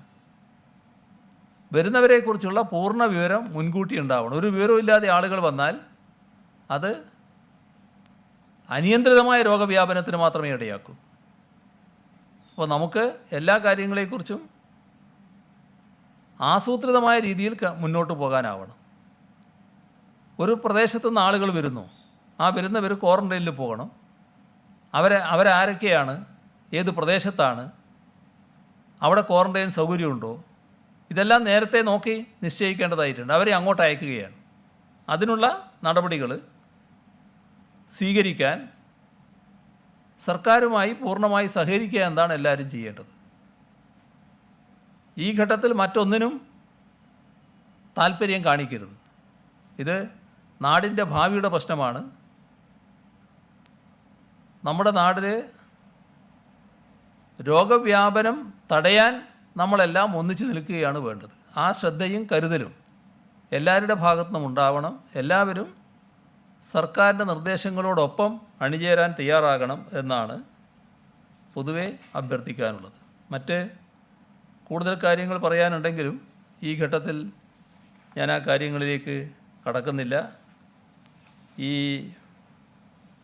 ഘട്ടത്തിൽ വിഷമകരമായ സാഹചര്യമൊക്കെ ഉണ്ടെങ്കിലും 4 വർഷത്തെ പ്രവർത്തനം അഭിമാനകരമായ രീതിയിൽ തന്നെ പൂർത്തിയാക്കാനായിട്ടുണ്ട്. ഈ വിഷമകരമായ സാഹചര്യം നേരിടുമ്പോൾ തന്നെ നമ്മുടെ സംസ്ഥാനത്തിൻ്റെ മുന്നോട്ടുള്ള പ്രവർത്തനങ്ങൾക്ക് ആവശ്യമായ കാര്യങ്ങൾ നിർബന്ധമായും സർക്കാർ നിർവഹിക്കുക തന്നെ ചെയ്യും. അതാണ് ഈ 5-ാം തീയതി നമ്മുടെ സംസ്ഥാനത്താകെ ഫലവൃക്ഷ തൈകൾ നട്ടുപിടിപ്പിക്കാൻ തീരുമാനിച്ചൊരു കാര്യം. ഈ ദുരിതത്തിൻ്റെ നടുക്ക് തന്നെയാണ് അത് തീരുമാനിച്ചിട്ടുള്ളത്. അത് വിജയകരമായി തന്നെ നടപ്പാക്കാനാണ് ഉദ്ദേശിക്കുന്നത്. കാർഷിക രംഗത്ത് നടപ്പാക്കാൻ ഉദ്ദേശിച്ച പദ്ധതിയും ഇതിൻ്റെ ഭാഗം തന്നെയാണ്. വ്യാവസായിക മേഖലയിൽ നടപ്പാക്കുന്ന പുതിയ പദ്ധതികളും ഈ ഘട്ടത്തിൽ തന്നെയാണ്. നമ്മുടെ എല്ലാ റോഡുകളിലും ഇടനാഴികളിലും LED ലൈറ്റ് സ്ഥാപിക്കൽ ഈ ഘട്ടത്തിൽ തന്നെയാണ് നടക്കുക. എല്ലാ റോഡുകളും ഈ ഡിസംബറോടുകൂടി ഗ്രാമീണ റോഡുകൾ മെച്ചപ്പെട്ട നിലയിലാക്കുക എന്നതും സർക്കാരിൻ്റെ പരിപാടിയിൽ ഏറ്റവും പ്രധാനപ്പെട്ടതായിട്ട് തന്നെയാണ് കാണുന്നത്. സ്ത്രീകൾക്ക് സുരക്ഷയൊരുക്കാനുള്ള സൗകര്യങ്ങളൊരുക്കൽ യാത്രയുടെ ഘട്ടത്തിൽ അത് ഈ ഘട്ടത്തിൽ തന്നെ പൂർത്തിയാക്കുന്ന നടപടികളാണ് സ്വീകരിച്ചു വരുന്നത്. അതേപോലെ തന്നെ ആവശ്യമായത്ര ടോയ്ലറ്റ് സൗകര്യം ഓരോ പ്രദേശത്തും ഉണ്ടാവുക. നേരത്തെ പറഞ്ഞതാണ്, അതുകൊണ്ടാണ് ഞാൻ ആവർത്തിക്കാതിരിക്കുന്നത്. അതും ഇതിനോടൊപ്പം തന്നെ പൂർത്തിയാക്കാനാണ് ഉദ്ദേശിക്കുന്നത്. പെട്രോൾ ബങ്കുകളിൽ ടോയ്ലറ്റ് സൗകര്യം എല്ലാവർക്കും ഉപയോഗിക്കാനുള്ള സൗകര്യം ഉണ്ടാക്കുക എന്നത് അതിൻ്റെ കൂടെ തന്നെ നടപ്പാക്കാനാണ് ഉദ്ദേശിക്കുന്നത്. യൂത്ത് ലീഡർഷിപ്പ് അക്കാഡമി സ്ഥാപിക്കേണ്ടതായിട്ടുണ്ട്. അത് ഇതിൻ്റെ കൂടെ തന്നെ അതുമായി ബന്ധപ്പെട്ട നടപടികളിലേക്ക് കടക്കുന്നതാണ്. നമ്മുടെ വിദ്യാഭ്യാസ മേഖലയിൽ ഫലപ്രദമായ മാറ്റങ്ങൾ വന്നുകൊണ്ടിരിക്കുകയാണ്. ഇന്നത്തെ ഘട്ടത്തിൽ ഓൺലൈൻ പഠനമാണ് ആദ്യം ആരംഭിക്കുന്നത്. എന്നാൽ ഉന്നത വിദ്യാഭ്യാസ രംഗത്ത് ഫലപ്രദമായ ചില അഴിച്ചുപണികൾ ആവശ്യമായിട്ട് വരും. ഈ വ്യവസായത്തെപ്പറ്റി പറഞ്ഞതുപോലെ തന്നെയാണ് നമ്മുടെ കേരളത്തിൻ്റെ ഉന്നത വിദ്യാഭ്യാസ രംഗം വലിയ പ്രതീക്ഷകൾ ഉണർത്തുന്ന ഒരു മേഖലയായിട്ട് മാറാൻ പോവുകയാണ്. കാരണം നമ്മുടെ നാട്ടിൽ നിന്ന് വിദേശത്ത് പോയി പഠിക്കുന്ന ഒട്ടേറെ കുട്ടികളുണ്ട്. ഇപ്പോൾ താജിക്കിസ്ഥാൻ 300-ലധികം കുട്ടികളുണ്ടെന്നാണ് പറഞ്ഞത് കേരളത്തിൽ നിന്ന്, ഈ കോവിഡിൻ്റെ ബാധ വന്നപ്പോൾ ഇങ്ങോട്ട് വരാനുള്ളത്. അപ്പോൾ അത്രയും കുട്ടികൾ ഇവിടുന്ന് അവിടെ പോയി പഠിക്കുകയാണ്. അങ്ങനെയുള്ള കുട്ടികൾക്ക് ഇനി മറ്റ് രാജ്യങ്ങളിൽ പോയി പഠിക്കുന്നതിന് വിഷമം വരും. അപ്പോൾ ആ കുട്ടികൾക്ക് ഇവിടെ സൗകര്യം വേണം. ആ സൗകര്യം നമ്മൾ ഉണ്ടാക്കേണ്ടതായിട്ടുണ്ട്. ആ കുട്ടികൾക്ക് മാത്രമല്ല, അതുപോലുള്ള കുട്ടികൾ നേരത്തെ കേരളത്തിന് പുറത്തേക്ക് പോയി പഠിച്ചിരുന്നവർ കേരളത്തിൽ തന്നെ പഠിക്കണമെന്ന് ആഗ്രഹിക്കുന്ന നിലയുണ്ടാകും. അവർക്കാവശ്യമായ സൗകര്യങ്ങൾ ഉന്നത വിദ്യാഭ്യാസ മേഖലയുടെ വികസനത്തിലൂടെ മാത്രമേ സാധിക്കൂ. അതോടൊപ്പം തന്നെ കേരളം പോലെയൊരു സുരക്ഷിതമായ മണ്ണിൽ വന്ന് പഠിക്കാൻ ആഗ്രഹിക്കുന്ന കുട്ടികൾ രാജ്യത്തിൻ്റെയും ലോകത്തിൻ്റെയും വിവിധ ഭാഗങ്ങളുണ്ടാകും. ആ കുട്ടികൾക്ക് ഇങ്ങോട്ട് വരാനും പഠിക്കാനുമുള്ള സൗകര്യം ഇവിടെ വേണ്ടി വരും. അതിനുതകുന്ന തരത്തിൽ ഉന്നത വിദ്യാഭ്യാസ മേഖലയുടെ മാറ്റം വേണ്ടി വരും. അപ്പോൾ ഇത്തരത്തിലൊരു മാറ്റത്തിലേക്കാണ് നാം പോകുന്നത്. അതിൻ്റെ കൂടെയാണ് നേരത്തെ പറഞ്ഞ പഠന സമയത്ത് പാർട്ട് ടൈം ജോലി എന്ന പ്രശ്നം വരുന്നത്. അതും ഗവൺമെൻറ് ഉപേക്ഷിക്കുകയല്ല, ഈ ഘട്ടത്തിലല്ല എന്ന് മാത്രം. കോവിഡ് കഴിയുന്നതോടെ ആ രംഗത്തേക്കും നമുക്ക് കടക്കാൻ കഴിയും. കലക്ടർമാരുടെ നേതൃത്വത്തിലുള്ള അദാലത്ത് പരിപാടികൾ ഇപ്പോൾ നടത്താൻ കഴിയില്ല എന്ന് എല്ലാവർക്കും അറിയാം. പക്ഷേ ഈ ഘട്ടത്തിൽ തന്നെ എങ്ങനെ അത് പ്രാവർത്തികമാക്കാൻ കഴിയുമെന്നുള്ള കാര്യമടക്കം ആലോചിക്കുന്നുണ്ട്. ഇവിടെ തദ്ദേശഭരണ സ്ഥാപന അതിർത്തിയിൽ തൊഴിൽ നൽകുക എന്നത് അതിപ്പോൾ തന്നെ ആരംഭിക്കുകയാണ്. അതിൻ്റെ ഒരു ഭാഗമാണ് കാർഷിക രംഗം. കാർഷിക രംഗത്തും തൊഴിൽ തന്നെയാണ് വരുന്നത്. അങ്ങനെ നോക്കിയാൽ നാം കണക്കാക്കിയ 1005 പേർക്ക് തൊഴിൽ എന്നത് ഓരോ തദ്ദേശഭരണ സ്ഥാപനത്തിനകത്തും നടപ്പാക്കുക എന്നുള്ളത് തന്നെയാണ് കാണുന്നത്. ഈ ഘട്ടത്തിൽ തന്നെ അത് നടപ്പാക്കാനാണ് ഉദ്ദേശിക്കുന്നത്. എല്ലാ കുടുംബങ്ങൾക്കും റേഷൻ കാർഡ് നൽകുന്ന നടപടി ഈ ഘട്ടത്തിൽ തന്നെ പൂർത്തിയാക്കുന്നുണ്ട്. കമ്മ്യൂണിറ്റി വളണ്ടിയർ കോർപ്സ് രൂപീകരണം അത് പൂർണ്ണമായി കഴിഞ്ഞു. നമ്മൾ ഉദ്ദേശിച്ച രീതിയിൽ അത് പൂർണ്ണമായി കഴിഞ്ഞിട്ടുണ്ട്. അതിൻ്റെ പരിശീലനം ആരംഭിച്ചു കഴിഞ്ഞു. ഇനി ഫലപ്രദമായ രൂപത്തിൽ അവരെ ഉപയോഗിക്കാനുള്ള മറ്റ് നടപടിക്രമങ്ങളിലേക്ക് സർക്കാർ നീങ്ങുകയാണ്. ഒരു ഘട്ടം ഇപ്പോൾ തന്നെ ആരംഭിച്ചിട്ടുണ്ട്. മത്സ്യരംഗത്ത് വലിയ തോതിലുള്ള മാറ്റമാണ് വരാൻ പോകുന്നത്. ഓരോ വീട്ടിനകത്തും വീട്ടുപറമ്പിലും മത്സ്യത്തെ വളർത്തുന്ന തരത്തിലേക്ക് കാര്യങ്ങൾ മാറ്റാനാണ് ഉദ്ദേശിക്കുന്നത്. അങ്ങനെ ഒരു പുതിയ രീതിയിലേക്ക് നമ്മുടെ കേരളത്തെ മാറ്റാനാണ് നടപടികൾ സ്വീകരിച്ചു വരുന്നത്. ഇക്കാര്യത്തിൽ ദുരന്തം ഒരു തടസ്സമായിട്ടുണ്ട്. പക്ഷേ ദുരന്തം വന്നാൽ ആ ദുരന്തത്തെ അതിജീവിച്ചു കൊണ്ട് പോകൽ മാത്രമേ നമുക്ക് മാർഗമുള്ളൂ. അതിൻ്റെ മുന്നിൽ കരഞ്ഞിരുന്നിട്ട് കാര്യമില്ല. അത് നമുക്ക് ഒന്നിച്ച് നേരിടാം. അതിനുശേഷം അല്ലെങ്കിൽ അതോടൊപ്പം നാടിനെ പുരോഗതിയിലേക്ക് നയിക്കാനുള്ള വഴിയിലേക്ക് നമുക്കെല്ലാവർക്കും കൂടി ഒന്നിച്ച് നീങ്ങാം എന്നാണ് ഈ 4ാം വാർഷികത്തിൽ ഗവൺമെൻറ്റിന് വേണ്ടി എനിക്ക് അവതരിപ്പിക്കാനുള്ളത്. എല്ലാവരുടെയും പിന്തുണ ഉണ്ടാകണം, സഹകരണം ഉണ്ടാകണം എന്ന് അഭ്യർത്ഥിക്കുന്നു.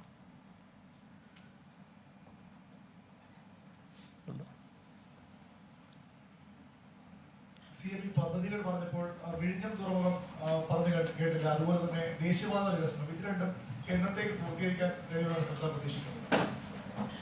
വിഴിഞ്ഞം പദ്ധതി ഈ ഘട്ടത്തിൽ തന്നെ പൂർത്തീകരിക്കാനുള്ള നടപടികൾ ത്വരിതമായിട്ട് നടന്നുകൊണ്ടിരിക്കുകയാണ്. അത് വിഴിഞ്ഞം പദ്ധതി ഏറ്റെടുത്ത ഗ്രൂപ്പുമായി ചർച്ചകൾ നടന്നിട്ടുണ്ട്.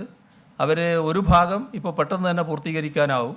മറ്റ് ഓരോ ഘട്ടമായിട്ട് അവർ പറയുന്നുണ്ട്. കല്ലിനുള്ള തടസ്സമായിരുന്നു, അതിൻ്റെ നടപടികളും സ്വീകരിച്ചിട്ടുണ്ട്. ദേശീയപാത വികസനത്തിൻ്റെ കാര്യത്തിൽ നേരത്തെ ഞാൻ പറഞ്ഞതാണ്. അതിൻ്റെ നടപടിക്രമങ്ങളെല്ലാം സുഗമമായിട്ട് നടക്കുകയാണ്. ഞാൻ നേരത്തെ പത്രസമ്മേളനത്തിൽ തന്നെ ഇത് വ്യക്തമാക്കിയാണ്. ഈ കോവിഡുമായിട്ട് ബന്ധപ്പെട്ട പ്രവർത്തനത്തിനിടക്ക് തന്നെ പെർമിഷൻ കിട്ടിയ കാര്യം ഞാൻ പറഞ്ഞല്ലോ. ഇവിടെ തലപ്പാടി മുതൽ ചെങ്കള വരെയും ചെങ്കള മുതൽ നീലേശ്വരം വരെയും നീലേശ്വരത്തിന് ശേഷമുള്ള അത് രണ്ടും കിട്ടിക്കഴിഞ്ഞു. ഇനി ബാക്കി ഒരു റീച്ച് കൂടി ഇപ്പം തന്നെ നടപ്പാക്കാൻ പോവുകയാണ്. അപ്പോൾ അക്കാര്യത്തിൽ നല്ല വേഗതയിൽ തന്നെ കാര്യങ്ങൾ നടപ്പാക്കാനാകുമെന്ന് തന്നെയാണ് പ്രതീക്ഷിക്കുന്നത്. ഈ കഴിഞ്ഞ 4 വർഷത്തെ പ്രവർത്തനങ്ങളിൽ ഇതിനിടെ ഉണ്ടായിട്ടുള്ള ചില വിവാദങ്ങൾ, മന്ത്രിമാരുടെ രാജി, ആന്തൂരിൽ ഉണ്ടായിട്ടുള്ള സംഭവങ്ങൾ പോലുള്ളവ, അതൊക്കെ കുറച്ചുകൂടി ഒരു ജാഗ്രതയോ മുൻകരുതലോ ബന്ധപ്പെട്ടവർ സ്വീകരിച്ചിരുന്നെങ്കിൽ ഒഴിവാക്കാൻ കഴിയുമായിരുന്നില്ലേ? ഒരു ഗവൺമെൻറ്റിൻ്റെ പ്രവർത്തനത്തിനിടക്ക് വിവിധ കാര്യങ്ങൾ സംഭവിക്കും. മൊത്തമായിട്ട് എടുത്താൽ എന്ത് എന്നുള്ളതാണ് പ്രശ്നം. മൊത്തമായിട്ടെടുത്താൽ എല്ലാ കാര്യങ്ങളും നല്ല രീതിയിലാണ് നടന്നിട്ടുള്ളത്. പിന്നെ വിവാദങ്ങൾ സൃഷ്ടിച്ച ഘട്ടത്തിൽ വിവാദങ്ങൾ അവസാനിക്കുമ്പോൾ ആ സൃഷ്ടിച്ച വിവാദങ്ങളിൽ കഴമ്പില്ല എന്ന് വ്യക്തമായിട്ടുമുണ്ട്. അത് നാടിന് ബോധ്യമായിട്ടുള്ള കാര്യമാണ്. ഈ പറഞ്ഞ കാര്യത്തിലടക്കം സംഭവിച്ചത് അതാണെന്ന് എല്ലാവർക്കും അറിയാം. 600 വാഗ്ദാനങ്ങളാണ് കൊടുത്തിരുന്നത്. അതിന് വളരെ കുറച്ച് മാത്രം നടപ്പിലാക്കാനുള്ളതെന്ന് പറഞ്ഞു. അത് എന്തുകൊണ്ടാണ്? കേന്ദ്ര അനുമതി ലഭിക്കാത്തതുകൊണ്ടാണോ അതോ സാങ്കേതികം കൊണ്ടാണോ? അതുപോലെ തന്നെ ആദ്യത്തെ മന്ത്രിസഭാ യോഗങ്ങളിൽ തീരുമാനമായ ഒരു വിവരമാണ് UDF സർക്കാരിന്റെ കാലത്തുണ്ടായിരുന്ന അഴിമതികളെ കുറിച്ചുള്ള അന്വേഷണം. അതിന്റെ ഒരു അവസ്ഥ ഇതുവരെ പറഞ്ഞു കേട്ടില്ല. അതെന്തായിരുന്നു പ്രധാനം? അല്ല, അതിൽ നമ്മുടെ സംസ്ഥാനത്ത് നടപ്പാക്കേണ്ട കാര്യങ്ങളാണ് LDFൻ്റെ പ്രകടന പത്രികയിൽ പറഞ്ഞത്. 5 വർഷം കൊണ്ട് നടപ്പാക്കാനുള്ളതാണ്. അതിൽ 4 വർഷം ആയി. നമ്മൾ മിക്കവാറും കാര്യങ്ങൾ പൂർത്തിയായി കഴിഞ്ഞു. ഇപ്പോൾ നമ്മുടെ പ്രോഗ്രസ് റിപ്പോർട്ട് വരുമ്പോഴാണ് ഇനി എന്താണ് ബാക്കിയുള്ളതെന്ന് മനസ്സിലാവുക. വളരെ ചുരുക്കം കാര്യങ്ങൾ മാത്രമാണ് ബാക്കിയുള്ളത്. ആ ചുരുക്കം കാര്യങ്ങളും വേഗം തന്നെ പൂർത്തിയാക്കുന്ന നടപടിയാണ് സ്വീകരിക്കുക. ഏതായാലും ഇനി അതിന് വലിയ കാലതാമസമില്ല. 5 വർഷമാകുമ്പോൾ ആ വാഗ്ദാനങ്ങളിൽ ഒന്നുപോലും ബാക്കി നിൽക്കില്ല എന്നുള്ളത് തന്നെയാണ് സർക്കാർ കാണുന്നത്. ഈ 2 പ്രളയങ്ങൾ കഴിഞ്ഞ ശേഷം റീബിൽഡ് കേരള പ്രഖ്യാപിച്ചു. റീബിൽഡ് കേരളയുടെ പരിപാടികളുമായിട്ട് എത്ര മുന്നോട്ട് പോകാൻ കഴിഞ്ഞിട്ടുണ്ട്? വിചാരിച്ച രീതിയിൽ അതിനൊരു വേഗത കൈവന്നിട്ടുണ്ടോ? എത്ര ശതമാനത്തോളം ജോലികൾ പൂർത്തിയാക്കാൻ ഈ ഒരു ഘട്ടത്തിലെങ്കിലും കഴിഞ്ഞിട്ടുണ്ട്? റീബിൽഡ് കേരളയുമായി ബന്ധപ്പെട്ട പ്രവർത്തനങ്ങൾ നല്ല രീതിയിൽ തന്നെ മുന്നോട്ട് പോവുകയാണ്. അത് നടപ്പാക്കേണ്ട ഘട്ടത്തിലാണ് കോവിഡുമായി ബന്ധപ്പെട്ട പ്രശ്നങ്ങൾ വന്നത്. അത് കുറച്ച് തടസ്സങ്ങൾ സൃഷ്ടിച്ചിട്ടുണ്ട്. എന്നാൽ അതൊരു തടസ്സമായിട്ട് നിൽക്കില്ല. അതിൻ്റെ ഭാഗമായി ചില കാര്യങ്ങൾ ഇപ്പം തന്നെ നീങ്ങിക്കൊണ്ടിരിക്കുന്നുണ്ട്. അതിൽ ഒന്നാണ് നേരത്തെ നമ്മൾ കണ്ടിരുന്ന വയനാട്ടിലേക്കുള്ള ഒരു പാത. അതോടൊപ്പം തന്നെ ചങ്ങനാശ്ശേരി ആലപ്പുഴ ബന്ധിപ്പിക്കുന്ന ആ പാത. ഇത്തരം കാര്യങ്ങളിലൊക്കെ ഫലപ്രദമായ നടപടികളിലേക്ക് നീങ്ങിക്കൊണ്ടിരിക്കുകയാണ്. അത് ഈ കോവിഡ് വന്നപ്പോഴുണ്ടായിട്ടുള്ള ചില പ്രശ്നങ്ങൾ ഉണ്ടായിട്ടുണ്ട്. അതുമാത്രമേ ഉള്ളൂ. നേരത്തെ ചോദിച്ചേ അഴിമതി കേസുകളെ സംബന്ധിച്ച അന്വേഷണത്തെ കുറിച്ച് പറഞ്ഞു. അത് ആ കാര്യത്തിൽ ഗവൺമെൻറ് തീരുമാനിച്ച കാര്യങ്ങൾ മന്ത്രിസഭാ യോഗം പരിശോധിച്ചു. അതിൻ്റെ ഭാഗമായി തീരുമാനങ്ങളെടുത്തു. ഓരോ ഡിപ്പാർട്ട്മെൻറ്റും അതുമായി ബന്ധപ്പെട്ട തീരുമാനങ്ങൾ എടുത്തിട്ടുണ്ട്. അതിൻ്റെ നടപടികളും നടന്നു വരുന്നുണ്ട്. സിഎം, ഈ കഴിഞ്ഞ ഗവൺമെന്റ് കാലത്ത് ഏറ്റവും കൂടുതൽ വളരെ വിവാദം ഉണ്ടായതാണ് ഈ സോളാർ കേസുമായിട്ട് ബന്ധപ്പെട്ട വിഷയങ്ങൾ. താങ്കൾ വന്നതിന് ശേഷം അതിന് പല അന്വേഷണ കമ്മിറ്റിയൊക്കെ വെച്ചിട്ട് കമ്മീഷനൊക്കെ വെച്ചിട്ടും പോലീസ് അത് അന്വേഷിക്കാൻ പോലും തയ്യാറായില്ല. ഈ മുഖ്യമന്ത്രി കഴിഞ്ഞ മുഖ്യമന്ത്രിയോട് ഒരുപാട് മന്ത്രിമാരെല്ലാം ഉൾപ്പെട്ടതായിരുന്നു. അതിനകത്ത് എന്തെങ്കിലും പുരോഗതി ഉണ്ടായിട്ടുണ്ടോ? ഓരോ കേസിൻ്റെയും പുരോഗതി എനിക്ക് പറയാൻ കഴിയില്ല. അതുമായി ബന്ധപ്പെട്ട് അന്വേഷിക്കുന്നതിന് വേണ്ടിയൊരു ടീമിനെ ചുമതലപ്പെടുത്തിയിട്ടുണ്ട്. അവരന്വേഷണം നടത്തിക്കൊണ്ടിരിക്കുകയാണ്. അതെവിടം വരെ എത്തിയെന്ന് എനിക്കിപ്പോൾ പറയാൻ പറ്റില്ല. വേറൊരു കാര്യം, ഈ പ്രകടന പത്രികയിൽ പറഞ്ഞിരിക്കുന്ന ഏതാണ്ട് ഭൂരിഭാഗം വാഗ്ദാനങ്ങളും പാലിച്ചു എന്ന് പറഞ്ഞു. പക്ഷേ രണ്ട് പ്രധാനപ്പെട്ട കാര്യങ്ങൾ ഇപ്പോഴും യാഥാർത്ഥ്യമായിട്ടുണ്ട്. ഒന്ന്, വിജിലൻസിനെ ഒരു സ്വതന്ത്ര സംവിധാനമാക്കി മാറ്റും എന്ന് പ്രകടന പത്രികയിൽ വാഗ്ദാനം ഉണ്ടായിരുന്നു. അതിന് കാരണം UDFന്റെ അവസാന കാലത്ത് ചില ബാർക്കോഴി അടക്കമുള്ള കക്ഷി സംഗതികളെ അന്വേഷിക്കുന്നതിനുള്ള തടസ്സമായിരുന്നു അത്തരമൊരു തീരുമാനം LDFനെ എടുക്കാൻ കാരണമായത്. മറ്റൊന്ന്, പരമ്പരാഗത വ്യവസായങ്ങൾക്ക് ഒരു പ്രത്യേക വകുപ്പ് രൂപീകരിച്ച് അവയുടെ പുനരുജ്ജീവനം ഉറപ്പു നൽകിയത്. ഈ 2 കാര്യങ്ങൾ ഇതുവരെ ഒരു തീരുമാനമായില്ല. എന്താ അതിനുള്ള തടസ്സം? വിജിലൻസ് സ്വതന്ത്രമായി തന്നെയാണ് പ്രവർത്തിക്കുന്നത്. അതിൻ്റെ ഒരു സ്വതന്ത്രാവസ്ഥക്കും ഒരു തടസ്സവും നമ്മുടെ സംസ്ഥാനത്ത് ഇപ്പോഴില്ല. അത് ആ ഒരു സാഹചര്യത്തിലാണ് നേരത്തെ ഈ ഒരു നിലപാടെടുത്തിരുന്നത്. അതുമായി ബന്ധപ്പെട്ടൊരു പരിശോധനയിലേക്ക് കടന്നിട്ടില്ല. മറ്റത് പരമ്പരാഗത വ്യവസായങ്ങളുടെ കാര്യം എടുത്താൽ നമ്മുടെ സംസ്ഥാനത്ത് കൈത്തറി മേഖലയെ ഏറ്റവും നല്ല രീതിയിൽ സംരക്ഷിക്കുന്ന നിലപാടാണ് സർക്കാർ എടുത്തത്. അതിൻ്റെ ഭാഗമായാണ് സ്കൂൾ വിദ്യാർത്ഥികൾക്ക് കൊടുക്കുന്ന യൂണിഫോം കൈത്തറി യൂണിഫോം ആകാമെന്ന് വെച്ചത്. അത് കൈത്തറി മേഖലയുടെ സംരക്ഷണത്തിന് വലിയ തോതിൽ ഉതകുന്ന നടപടിയായി.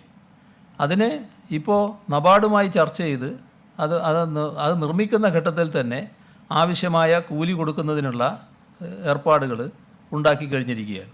അതിൻ്റെ മറ്റ് നടപടികളിലേക്ക് നീങ്ങിക്കൊണ്ടിരിക്കുകയാണ്. നബാർഡ് അതിനാവശ്യമായ ഫൈനാൻസ് തരാൻ തയ്യാറാകുമെന്നും അറിയിച്ചിട്ടുണ്ട്.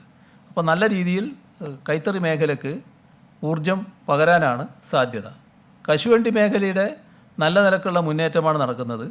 ഇപ്പോൾ കേന്ദ്ര ഗവൺമെൻറ് പ്രഖ്യാപിച്ചിട്ടുള്ള നമ്മുടെ സ്ട്രെസ്ഡ് എന്ന പേരിൽ പറഞ്ഞ നേരത്തെ ഈ NBA ആയിട്ടുള്ള ചില ലോണുകൾ, ആ കാര്യത്തിൽ ഇപ്പോൾ ഒരു പുതിയ സഹായം വരാൻ പോകുന്നുണ്ട്.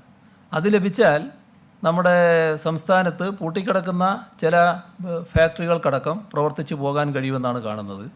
നേരത്തെ ഉള്ള അവസ്ഥയല്ല ഇപ്പോൾ. LDF ഗവൺമെൻറ് അധികാരത്തിൽ വന്നതിന് ശേഷം നല്ല പുരോഗതി കശുവണ്ടി രംഗത്തുണ്ടായിട്ടുണ്ട്. കോർപ്പറേഷനും കാപ്പെക്സും എല്ലാം നല്ല നിലയിൽ തന്നെ തുടർ പ്രവർത്തനം നടത്തിക്കൊണ്ടിരിക്കുകയാണ്. ചില പ്രൈവറ്റ് സ്ഥാപനങ്ങളാണ് അടഞ്ഞു കിടക്കുന്നത്. അതും ഈ സാഹചര്യത്തിൽ തുറന്ന് പ്രവർത്തിക്കാൻ കഴിയുമെന്ന നിലയാണുള്ളത്. കയർ രംഗത്ത് സമൂലമായ മാറ്റം വന്നിട്ടുണ്ട്. നല്ല പുരോഗതി അതിനകത്തുണ്ടായിട്ടുണ്ട്.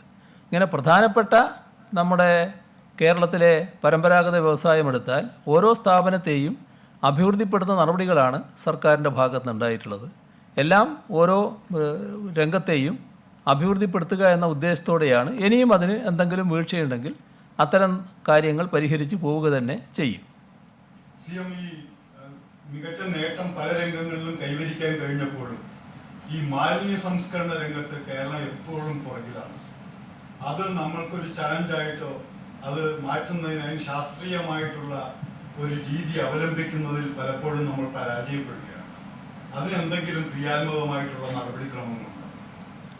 മാലിന്യ സംസ്കരണത്തിൻ്റെ കാര്യത്തിൽ നമ്മുടെ സംസ്ഥാനത്ത് യഥാർത്ഥത്തിൽ നല്ല പുരോഗതി ഉണ്ടായിട്ടുണ്ട്. പക്ഷേ ആ പുരോഗതി നമ്മുടെ ആവശ്യത്തിനനുസരിച്ചായിട്ടില്ല എന്നുള്ളത് വസ്തുതയാണ്.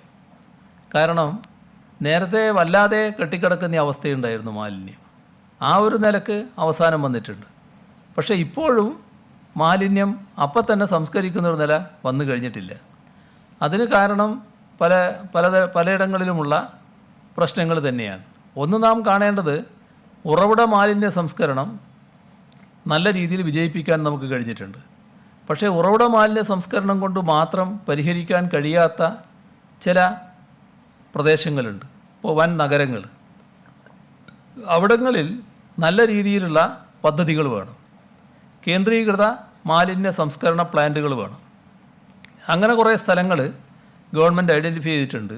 അതുമായി ബന്ധപ്പെട്ട സ്ഥലങ്ങൾ കണ്ടെത്താനുള്ള ശ്രമങ്ങൾ നടക്കുന്നുണ്ട്. ഇപ്പോൾ കണ്ടിട്ടുണ്ട്.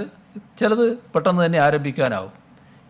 ഇപ്പോൾ കാണുന്ന മാലിന്യ സംസ്കരണ പ്ലാന്റ് നമ്മുടെ ഒരു സ്ഥലത്ത് നടപ്പാക്കിയാൽ ഒരു പാരിസ്ഥിതിക പ്രശ്നവും അതുണ്ടാക്കില്ല.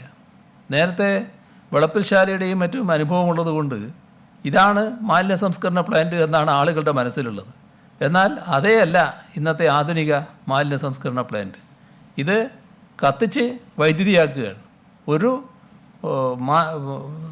പ്രശ്നവും പാരിസ്ഥിതിക പ്രശ്നവും അതിൻ്റെ ഭാഗമായിട്ടുണ്ടാവില്ല. അതിൻ്റെ അടുത്ത് തന്നെ നിന്നാലും ഒരു ദുർഗന്ധവും ഉണ്ടാവുകയുമില്ല. അത്തരത്തിലുള്ള പദ്ധതികളാണ് നാം നടപ്പാക്കാൻ ഉദ്ദേശിക്കുന്നത്. അതിൽ ചിലയിടത്ത് പുരോഗതി ഉണ്ടായിട്ടുണ്ട്, ചിലയിടത്ത് വേണ്ട പുരോഗതി ആയിട്ടില്ല. ഏതായാലും സർക്കാർ തന്നെ അതിന് ഫലപ്രദമായി ഇടപെട്ട് അത് പൂർത്തീകരിക്കാനുള്ള ശ്രമങ്ങളാണ് നടത്തി വരുന്നത്. അതുപോലെ തന്നെ 14,000 ടോയ്ലറ്റുകൾ, പബ്ലിക് ടോയ്ലറ്റുകൾ ഇവിടെ ഉണ്ടാക്കുമെന്ന് പറഞ്ഞു. ഇപ്പോൾ ഈ കോവിഡ് കാലത്ത് ഏറ്റവും കൂടുതൽ വ്യാപനം നടക്കാൻ സാധ്യതയുണ്ടാകുന്നത് ഈ പബ്ലിക് ടോയ്ലറ്റുകൾ ക്ലീൻ അല്ലാത്ത ഒരു രീതി തുടരുന്നത് കൊണ്ടാണ്. അപ്പോൾ ഈ പബ്ലിക് ടോയ്ലറ്റുകൾ വളരെ ക്ലീൻ ആയിട്ട് സൂക്ഷിക്കുന്നതിന് വേണ്ടിയിട്ടുള്ള ഒരു അടിയന്തര ശ്രദ്ധ വേണ്ടതല്ലേ നമ്മുടെ പ്രതിരോധത്തിന്റെ കാര്യത്തിൽ? ഇപ്പോൾ നിലവിലുള്ള പബ്ലിക് ടോയ്ലറ്റുകളുടെ കാര്യമാണ് നിങ്ങൾ ചോദിച്ചത് അല്ലേ? അപ്പോൾ ആ നിലവിലുള്ള പബ്ലിക് ടോയ്ലറ്റുകളുടെ കാര്യത്തിൽ നല്ല രീതിയിൽ ശ്രദ്ധ ഇപ്പോൾ തന്നെ ഉണ്ടായി കഴിഞ്ഞിട്ടുണ്ട്. അത് തദ്ദേശഭരണ സ്ഥാപനങ്ങളും ബന്ധപ്പെട്ട ഡിപ്പാർട്ട്മെൻറ്റുകളും അക്കാര്യത്തിൽ ശ്രദ്ധിക്കണമെന്ന് തീരുമാനിച്ചിട്ടുണ്ട്. അതിൽ നടപടികൾ സ്വീകരിച്ചു കഴിഞ്ഞിട്ടുണ്ട്. നല്ല നിലക്ക് ആ ടോയ്ലറ്റുകളെ വൃത്തിയുള്ളതാക്കി മാറ്റാൻ ആവശ്യമായ ശുചീകരണ പ്രവൃത്തി അവിടെ നടക്കുന്നുണ്ടോ? ചിലർ കോൺട്രാക്ട് കൊടുത്തിട്ട് അത് ഏറ്റെടുത്തവരുണ്ട്. ആ ഏറ്റെടുത്തവരൊന്നും ചെയ്യാതിരിക്കുന്നുണ്ട്. അവിടെ വൃത്തിഹീനമായി കിടക്കുന്നുണ്ട്. അത് മാറ്റി തീർക്കുന്നതിന് ബന്ധപ്പെട്ട ഡിപ്പാർട്ട്മെൻറ്റുകൾ ശ്രദ്ധിക്കണം, ബന്ധപ്പെട്ട വകുപ്പ് ശ്രദ്ധിക്കണം. അതോടൊപ്പം അവിടെയുള്ള തദ്ദേശഭരണ സ്ഥാപനവും അത് ക്ലീനായി നിൽക്കുന്നുണ്ടോ എന്നുള്ളത് നോക്കണം എന്നെല്ലാം ചർച്ച ചെയ്ത് തീരുമാനിച്ചു കഴിഞ്ഞിട്ടുണ്ട്. അതിൻ്റെ ഇടപെടൽ നടന്നുകൊണ്ടിരിക്കുകയാണ്. ആയാലും സ്പ്രിംഗ്ലർ ആയാലും ഒരു തിരുത്തൽ ശക്തിയാകാൻ തങ്ങൾ കഴിഞ്ഞുവെന്നാണ് പ്രതിപക്ഷം ഈ സമയം അവകാശപ്പെടുന്നത്. എത്രത്തോളം ക്രിയാത്മകമായിരുന്നു പ്രതിപക്ഷത്തിന്റെ പ്രവർത്തനം? എങ്ങനെയാണ് മുഖ്യമന്ത്രി നിലയിൽ താങ്കൾ പറയുന്നത്? അല്ല, അത് കേരളം ആകെ കണ്ടുകൊണ്ടിരിക്കുകയല്ലേ. ഈ ഓരോ ഘട്ടത്തിലും നമ്മുടെ നാടിൻ്റെ പൊതുവായ പ്രശ്നങ്ങളിൽ ആര് എന്നില്ലാതെ എല്ലാവരും സഹകരിക്കണമെന്നാണ് ഗവൺമെൻറ് കാണുന്നത്. അതിൽ അത്തരത്തിലുള്ള സഹകരണം പ്രതിപക്ഷത്തിൽ നിന്നും ഉണ്ടാകുന്നതിന് വേണ്ടിയാണ് ആവശ്യമായ മുൻകൈ സർക്കാർ തന്നെ എടുത്തത്. ഓരോ ഘട്ടത്തിലും അതിനാവശ്യമായ മുൻകൈ എടുത്തിട്ടുണ്ട്. പക്ഷേ എന്താ ഫലം? ഈ കഴിഞ്ഞ 4 വർഷം ആലോചിച്ച് നോക്കി, ഏതെങ്കിലും ഒരു ഘട്ടത്തിൽ അങ്ങനെയൊരു സഹകരണം പ്രതിപക്ഷത്തിൽ നിന്നുണ്ടായോ? എല്ലാറ്റിനെയും തകിടം മറിക്കാനുള്ള നീക്കങ്ങളില്ലേ ഉണ്ടായിട്ടുള്ളൂ? സാധാരണ ഭരണ നടപടികളിൽ മാത്രമല്ലല്ലോ ഉണ്ടായത്, ദുരന്തഘട്ടത്തിൽ പോലും അതല്ലേ ഉണ്ടായത്. അതാണോ ഒരു നാടിൻ്റെ ഉത്തരവാദപ്പെട്ട പ്രതിപക്ഷം ചെയ്യേണ്ടത്? അപ്പോൾ അവർ തിരുത്തേണ്ട ഒരു ഭാഗമാണ്. തിരുത്താൻ അവർക്കായാൽ നല്ലത്, അത് ജനങ്ങളും അംഗീകരിക്കും. അതുമാത്രമേ എനിക്കതിനെക്കുറിച്ച് പറയാനുള്ളൂ. ഈ പ്രതിപക്ഷത്തുള്ള എല്ലാ നേതാക്കളും ഇതേ നിലപാട് തന്നെ സ്വീകരിച്ചു എന്നാണ് താങ്കൾ പറയുന്നത്? പ്രതിപക്ഷത്തെ വ്യക്തികളുടെ പ്രശ്നം എല്ലാവരും ഇത്. പ്രതിപക്ഷം എന്ന നിലക്ക് എന്ത് നിലപാട് സ്വീകരിച്ചു എന്നല്ലേ ചോദ്യം. അതിലുള്ള ഓരോ ആളെയും എടുത്തിട്ട് അദ്ദേഹം എന്താ നിലപാട് സ്വീകരിച്ചതെന്ന് ചോദിക്കുന്നുണ്ടോ? അതല്ലല്ലോ. മുസ്ലിം ലീഗ് നേതാക്കളൊക്കെ ഒരു സർക്കാർ പദ്ധതികൾ ഒരുപാട് അനുകൂല നിലപാട് സ്വീകരിച്ചിട്ടുണ്ടായിരുന്നു. പ്രതിപക്ഷം എന്ന നിലക്ക് എന്ത് നിലപാട് സ്വീകരിച്ചു, അതാണ് ചോദ്യം. ആ പ്രതിപക്ഷം എന്ന നിലക്ക് സ്വീകരിച്ച നിലപാട് ഇങ്ങനെയാണ്. ഇപ്പോൾ പ്രതിപക്ഷത്തുള്ളവർ തന്നെ എൻ്റെ അടുത്ത് ചിലർ വന്ന് പറഞ്ഞിട്ടുണ്ടല്ലോ, ഇപ്പോൾ ഈ ചെയ്യുന്ന എല്ലാ നല്ല കാര്യങ്ങൾക്കും ഞങ്ങളുടെ സർവ്വ പിന്തുണയുണ്ടാകും കേട്ടോ, ഒരു വിഷമവും വിചാരിക്കണ്ട എന്ന്. ഞാൻ പറഞ്ഞു അങ്ങനെയല്ലാലോ ചിലർ പറയുന്നത് എന്ന് ഞാനും പറഞ്ഞു. അങ്ങനത്തെ ഘട്ടങ്ങളുണ്ട്. അത് വേറെ ഒരു നിലപാടിൻ്റെ പ്രശ്നമാണല്ലോ ചോദിക്കുന്നത്. ആ നിലപാട് എന്താണ് നാം കാണേണ്ടത്. കോൺഗ്രസിനകത്തുള്ള നേതാക്കളാണോ അതോ മറ്റേതെങ്കിലും പാർട്ടിയാണോ അങ്ങനെ? എൻ്റെ അടുത്ത് വന്നത് കോൺഗ്രസ് നേതാക്കളല്ല, അതുകൊണ്ട് അവിടെ തർക്കം ഉണ്ടാക്കട്ടെ. CMA കഴിഞ്ഞ കുറച്ച് നാളുകളായി ഇല്ലാതിരുന്ന ഈ LDF സർക്കാർ വന്നതിന് ശേഷം ചില കേന്ദ്രങ്ങൾ വർഗീയ പ്രചാരണങ്ങൾ രൂക്ഷമാക്കിയിട്ടുണ്ട്, സമരങ്ങൾ നടത്തിയിട്ടുണ്ട്. കഴിഞ്ഞ ദിവസം പോലും ഒരു സിനിമയുടെ സെറ്റ്, ഒരു ആരാധനാലയത്തിന്റെ സെറ്റ് ഇട്ടുന്നത് അടുത്ത് ഒരു കൂട്ടർ ആക്രമണം നടത്തുകയും അത് ആക്രമണത്തിന്റെ ഉത്തരവാദിത്വം ഫേസ്ബുക്കിലൂടെ ഏറ്റെടുക്കുകയും ചെയ്തു. ഇത് ഈ കഴിഞ്ഞ കുറെ നാളുകളായി തുടരുന്ന വർഗീയ സംഭവങ്ങളുടെ ഭാഗമായി തന്നെയാണ് ഇത് നടക്കുന്നത്. ഇത് സംബന്ധിച്ച് എന്തെങ്കിലും കേസെടുത്തിട്ടുണ്ടോ? ഇതിനെതിരെയുള്ള നിലപാട് ഒന്ന് വ്യക്തമാക്കണം. ഇത് സാധാരണഗതിയിൽ നമ്മുടെ നാട്ടിൽ നടക്കാൻ പാടില്ലാത്ത ചില കാര്യങ്ങളാണ്. ഇപ്പോൾ ചോദിച്ചത് സിനിമാ സെറ്റുമായി ബന്ധപ്പെട്ട കാര്യമാണ്. സിനിമാ സെറ്റ് നമ്മുടെ നാട്ടിൽ പല തരത്തിലുള്ള സിനിമകളും ചിത്രീകരിക്കാറുണ്ട്. ആ ചിത്രീകരിക്കുന്നതിന് ആരും തടസ്സം സൃഷ്ടിക്കാറില്ല. പക്ഷേ അടുത്ത കാലത്തായി സിനിമാ രംഗത്ത് തന്നെ ചില ശക്തികൾ, ഈ പറഞ്ഞ വർഗീയ ശക്തികൾ, വർഗീയ വികാരം ഇളക്കി വിട്ടുകൊണ്ട് സിനിമയെ കടന്നാക്രമിക്കാൻ ശ്രമിച്ചിട്ടുണ്ട്. ചില സ്ഥലത്ത് ഷൂട്ടിംഗ് തടസ്സപ്പെടുത്താനുള്ള ശ്രമങ്ങൾ നടന്നിട്ടുണ്ട്. ഇപ്പോൾ അല്ല, നേരത്തെ കോവിഡ് കാലത്ത് മുമ്പ് സിനിമ പ്രദർശനം ആരംഭിക്കുമ്പോൾ ആ പ്രദർശിപ്പിക്കുന്ന സിനിമാശാലകൾ ആക്രമിക്കാൻ പോയിട്ടുണ്ട്. ഇതെല്ലാം നമ്മുടെ രാജ്യത്തെ ഒരു വിഭാഗം വർഗീയ ശക്തികളാണ് ചെയ്തുകൊണ്ടിരിക്കുന്നത്. അത് രാജ്യം അംഗീകരിച്ചിട്ടില്ല, ജനങ്ങൾ അംഗീകരിച്ചിട്ടില്ല. അതിനെതിരെയുള്ള പൊതുവികാരമാണ് എല്ലാ ഘട്ടത്തിലും ഉയർന്നു വന്നിട്ടുള്ളത്. ഇപ്പോൾ കാണുന്നത് നമ്മുടെ സംസ്ഥാനത്തുണ്ടായത് ഒരു ലക്ഷങ്ങൾ മുടക്കി കഴിഞ്ഞ മാർച്ചിൽ നിർമ്മിച്ച ഒരു സെറ്റാണിത്. അത് കോവിഡ്-19 കാരണം ഷൂട്ടിങ് നീളുകയായിരുന്നു. ആ സെറ്റ് അവിടെ നിൽക്കുന്നത്, ലക്ഷങ്ങൾ മുടക്കി നിർമ്മിച്ച സെറ്റ് പൊളിച്ചു കളിയില്ലായിരുന്നു.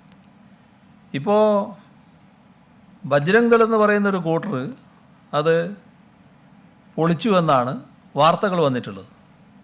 എൻ്റെ AHP ജനറൽ സെക്രട്ടറി എന്ന് സ്വയം പരിചയപ്പെടുത്തുന്ന ഒരാൾ ഫേസ്ബുക്കിൽ ഇത് പോസ്റ്റ് ചെയ്തിരിക്കുന്നു. ഇന്നലെ വൈകിട്ടോടെയാണ് അക്രമികൾ ഈ സെറ്റ് തകർത്തത്. ഇത് മതവികാരം വ്രണപ്പെടുത്തുന്നുവെന്നാണ്. ഏത് മതവികാരമാണ് വ്രണപ്പെടുത്തുന്നത്? അവിടെ അങ്ങനൊരു സെറ്റ് ഉണ്ടായതുകൊണ്ട് ആ സെറ്റ് ഉണ്ടാകാനിടയായ സാഹചര്യം എല്ലാവർക്കും അറിയാം. ഈ വർഗീയ ശക്തികൾക്ക് അഴിഞ്ഞാടാനുള്ളൊരു മണ്ണല്ല കേരളം എന്നത് അവർ ഓർക്കണം. ശക്തമായ നടപടി അതിനെതിരെ ഉണ്ടാവും, ഒരു സംശയവും വേണ്ട. അവർക്കെതിരെ ഫലപ്രദമായ നടപടികൾ സ്വീകരിക്കുക തന്നെ ചെയ്യും. സർക്കാരിന്റെ പ്രവർത്തനത്തിൽ പിന്തുണ അറിയിച്ച ഒരു നേതാവ് P. ജോസഫാണ്. അദ്ദേഹം പുറത്തു വന്ന കാര്യം പറയുന്നു. അദ്ദേഹം മുന്നണി വിടുന്നു തരത്തിലുള്ള അഭ്യൂഹങ്ങളൊക്കെ ഉയർന്നു വരുന്നു. അങ്ങനെ ഇതാണ് ജോസഫിനെയൊക്കെ സ്വീകരിക്കാനുള്ള തയ്യാറെടുപ്പ് ഇടതുമുന്നണിക്കുണ്ടോ? അല്ലെങ്കിൽ അങ്ങനെ ഒരു അനുകൂല നിലപാട് ഉണ്ടാവും? ഇത് നേരത്തെയും അദ്ദേഹം പറഞ്ഞിട്ടുള്ള കാര്യമാണ്. ഇപ്പോൾ മാത്രം പറയുന്ന കാര്യമല്ല. അത് അദ്ദേഹം ഈ ചില കാര്യങ്ങൾ വരുമ്പോൾ അങ്ങനെ അഭിപ്രായങ്ങൾ പറയാറുണ്ട്. അത് അസംബ്ലിക്കകത്തും ചില ഘട്ടങ്ങളിൽ പറഞ്ഞിട്ടുണ്ട്. അതിനൊന്നും വേറെ തരത്തിൽ വ്യാഖ്യാനിക്കേണ്ടതില്ല. ഞങ്ങൾ അവിടുന്ന് ആരെങ്കിലും ഇങ്ങോട്ട് വരുന്നുണ്ടോ എന്ന് നോക്കി നിൽക്കുന്നൊരു മുന്നണിയല്ല ഞങ്ങൾ. കാരണം അങ്ങനെ അതിൻ്റെ ഒരു ആവശ്യം ഞങ്ങൾക്ക് സാധാരണയില്ല. ഞങ്ങൾ പ്രലോഭിപ്പിക്കാനോ പിന്നെ പ്രീണിപ്പിക്കാനോ അങ്ങനെ ഏതെങ്കിലും തരത്തിൽ ആളെ ഇങ്ങോട്ട് കൂട്ടാനോ ഒന്നും നിരന്തരമായി ശ്രമിച്ചുകൊണ്ടിരിക്കുന്നൊരു മുന്നണിയല്ല. എന്നാൽ ഒരു തരത്തിലും നടക്കാൻ പാടില്ലാത്ത തരത്തിലുള്ള കാര്യങ്ങൾ നടക്കുമ്പോൾ സ്വാഭാവികമായി ഉണ്ടാകുന്ന ചില പ്രതികരണങ്ങൾ ചില ആളുകളിൽ നിന്ന് ഉണ്ടാകുന്നുണ്ട്. അത് എന്നോട് പറഞ്ഞ കാര്യം നിങ്ങളോടും പറഞ്ഞുവെങ്കിൽ അത് ശരിയാവട്ടെ, അതിനെക്കുറിച്ച് വേറൊന്നും എനിക്ക് പറയാനില്ല. മറ്റേതായിട്ട് കണക്ക് കൂട്ടണ്ട. ഏതെങ്കിലും മുന്നണി വിട്ട് വരുന്നതുമായിട്ട് അതിനെ കണക്ക് കൂട്ടേണ്ടതില്ല. കഴിഞ്ഞ ഒരു 3-4 വർഷത്തിനിടെ രാജ്യത്ത് ഏറ്റവും കൂടുതൽ പ്രതിസന്ധികളും വെല്ലുവിളികളും നേരിട്ട ഒരു സംസ്ഥാനമാണ് കേരളം. ഏറ്റവും കൂടുതൽ കേന്ദ്ര സർക്കാരിൽ നിന്ന് വിവേചനം ഏറ്റുവാങ്ങിയ സംസ്ഥാനങ്ങളിൽ ഒന്നാണ് കേരളം എന്നാണ് പൊതുവെ വിലയിരുത്തപ്പെടുന്നത്. എങ്ങനെയാണ് ഈ 4 വർഷത്തെ ഭരണത്തിനിടെ കേന്ദ്ര സർക്കാരിന്റെ സഹായത്തെ താങ്കൾ ഇപ്പോൾ ഈ 4ാം വർഷത്തെ നോക്കിക്കാണുന്നത്? കേന്ദ്ര സർക്കാരിൽ നിന്ന് ഫലപ്രദമായ സഹായം സംസ്ഥാനങ്ങൾക്ക് ലഭിക്കുക എന്നത് ഒരു സംസ്ഥാനങ്ങളുടെ അവകാശമാണ്. എന്നാൽ നിർഭാഗ്യവശാൽ ആ കാര്യത്തിൽ സംസ്ഥാനങ്ങളുടെ അവകാശം പൊതുവിൽ അംഗീകരിക്കുന്ന മട്ടിലല്ല കേന്ദ്രം നീങ്ങിയിട്ടുള്ളത്. ഇത് നമ്മുടെ കേന്ദ്ര സംസ്ഥാന ബന്ധത്തിലുണ്ടാക്കിയിട്ടുള്ള ഗുരുതരമായ പ്രശ്നം തന്നെയാണ്. നമുക്ക് വേണ്ടത് സംതൃപ്തമായ സംസ്ഥാനങ്ങളാണ്. ആ സംതൃപ്തമായ സംസ്ഥാനങ്ങളെ സൃഷ്ടിക്കുന്നതിനാവശ്യമായ ഇടപെടൽ, മുൻകൈ അതെല്ലാം കേന്ദ്രത്തിൻ്റെ ഭാഗത്തുനിന്നുണ്ടാകേണ്ടതാണ്. അതിൽ നിർഭാഗ്യവശാൽ ഈ കഴിഞ്ഞ വർഷങ്ങളെടുത്താൽ ആ തരത്തിലൊരു നടപടിയല്ല ഉണ്ടായത് എന്നതാണ് അനുഭവം. അത് ഓരോ ഘട്ടത്തിലും കേന്ദ്ര ഗവൺമെൻറ് ശ്രദ്ധയിൽപ്പെടുത്തിയിട്ടുണ്ട്. ചില കാര്യങ്ങളിൽ തുറന്നു പറയേണ്ടത് തുറന്നു പറഞ്ഞിട്ടുണ്ട്. ചിലത് പ്രക്ഷോഭ രൂപത്തിൽ പറയേണ്ടി വന്നപ്പോൾ പ്രക്ഷോഭ രൂപത്തിലും പറഞ്ഞിട്ടുണ്ട്. നോട്ട് നിരോധനം പോലെയുള്ള ഘട്ടത്തിൽ ഞങ്ങൾ സ്വീകരിച്ച പ്രക്ഷോഭമാർഗവും നിങ്ങൾ ഓർക്കുന്നുണ്ടാകും. അങ്ങനെയെല്ലാമുള്ള നടപടികൾ സ്വീകരിക്കേണ്ടി വന്നു. അത് ഓരോ ഘട്ടത്തിലും സ്വീകരിച്ചിട്ടുള്ളത് തന്നെയാണ്.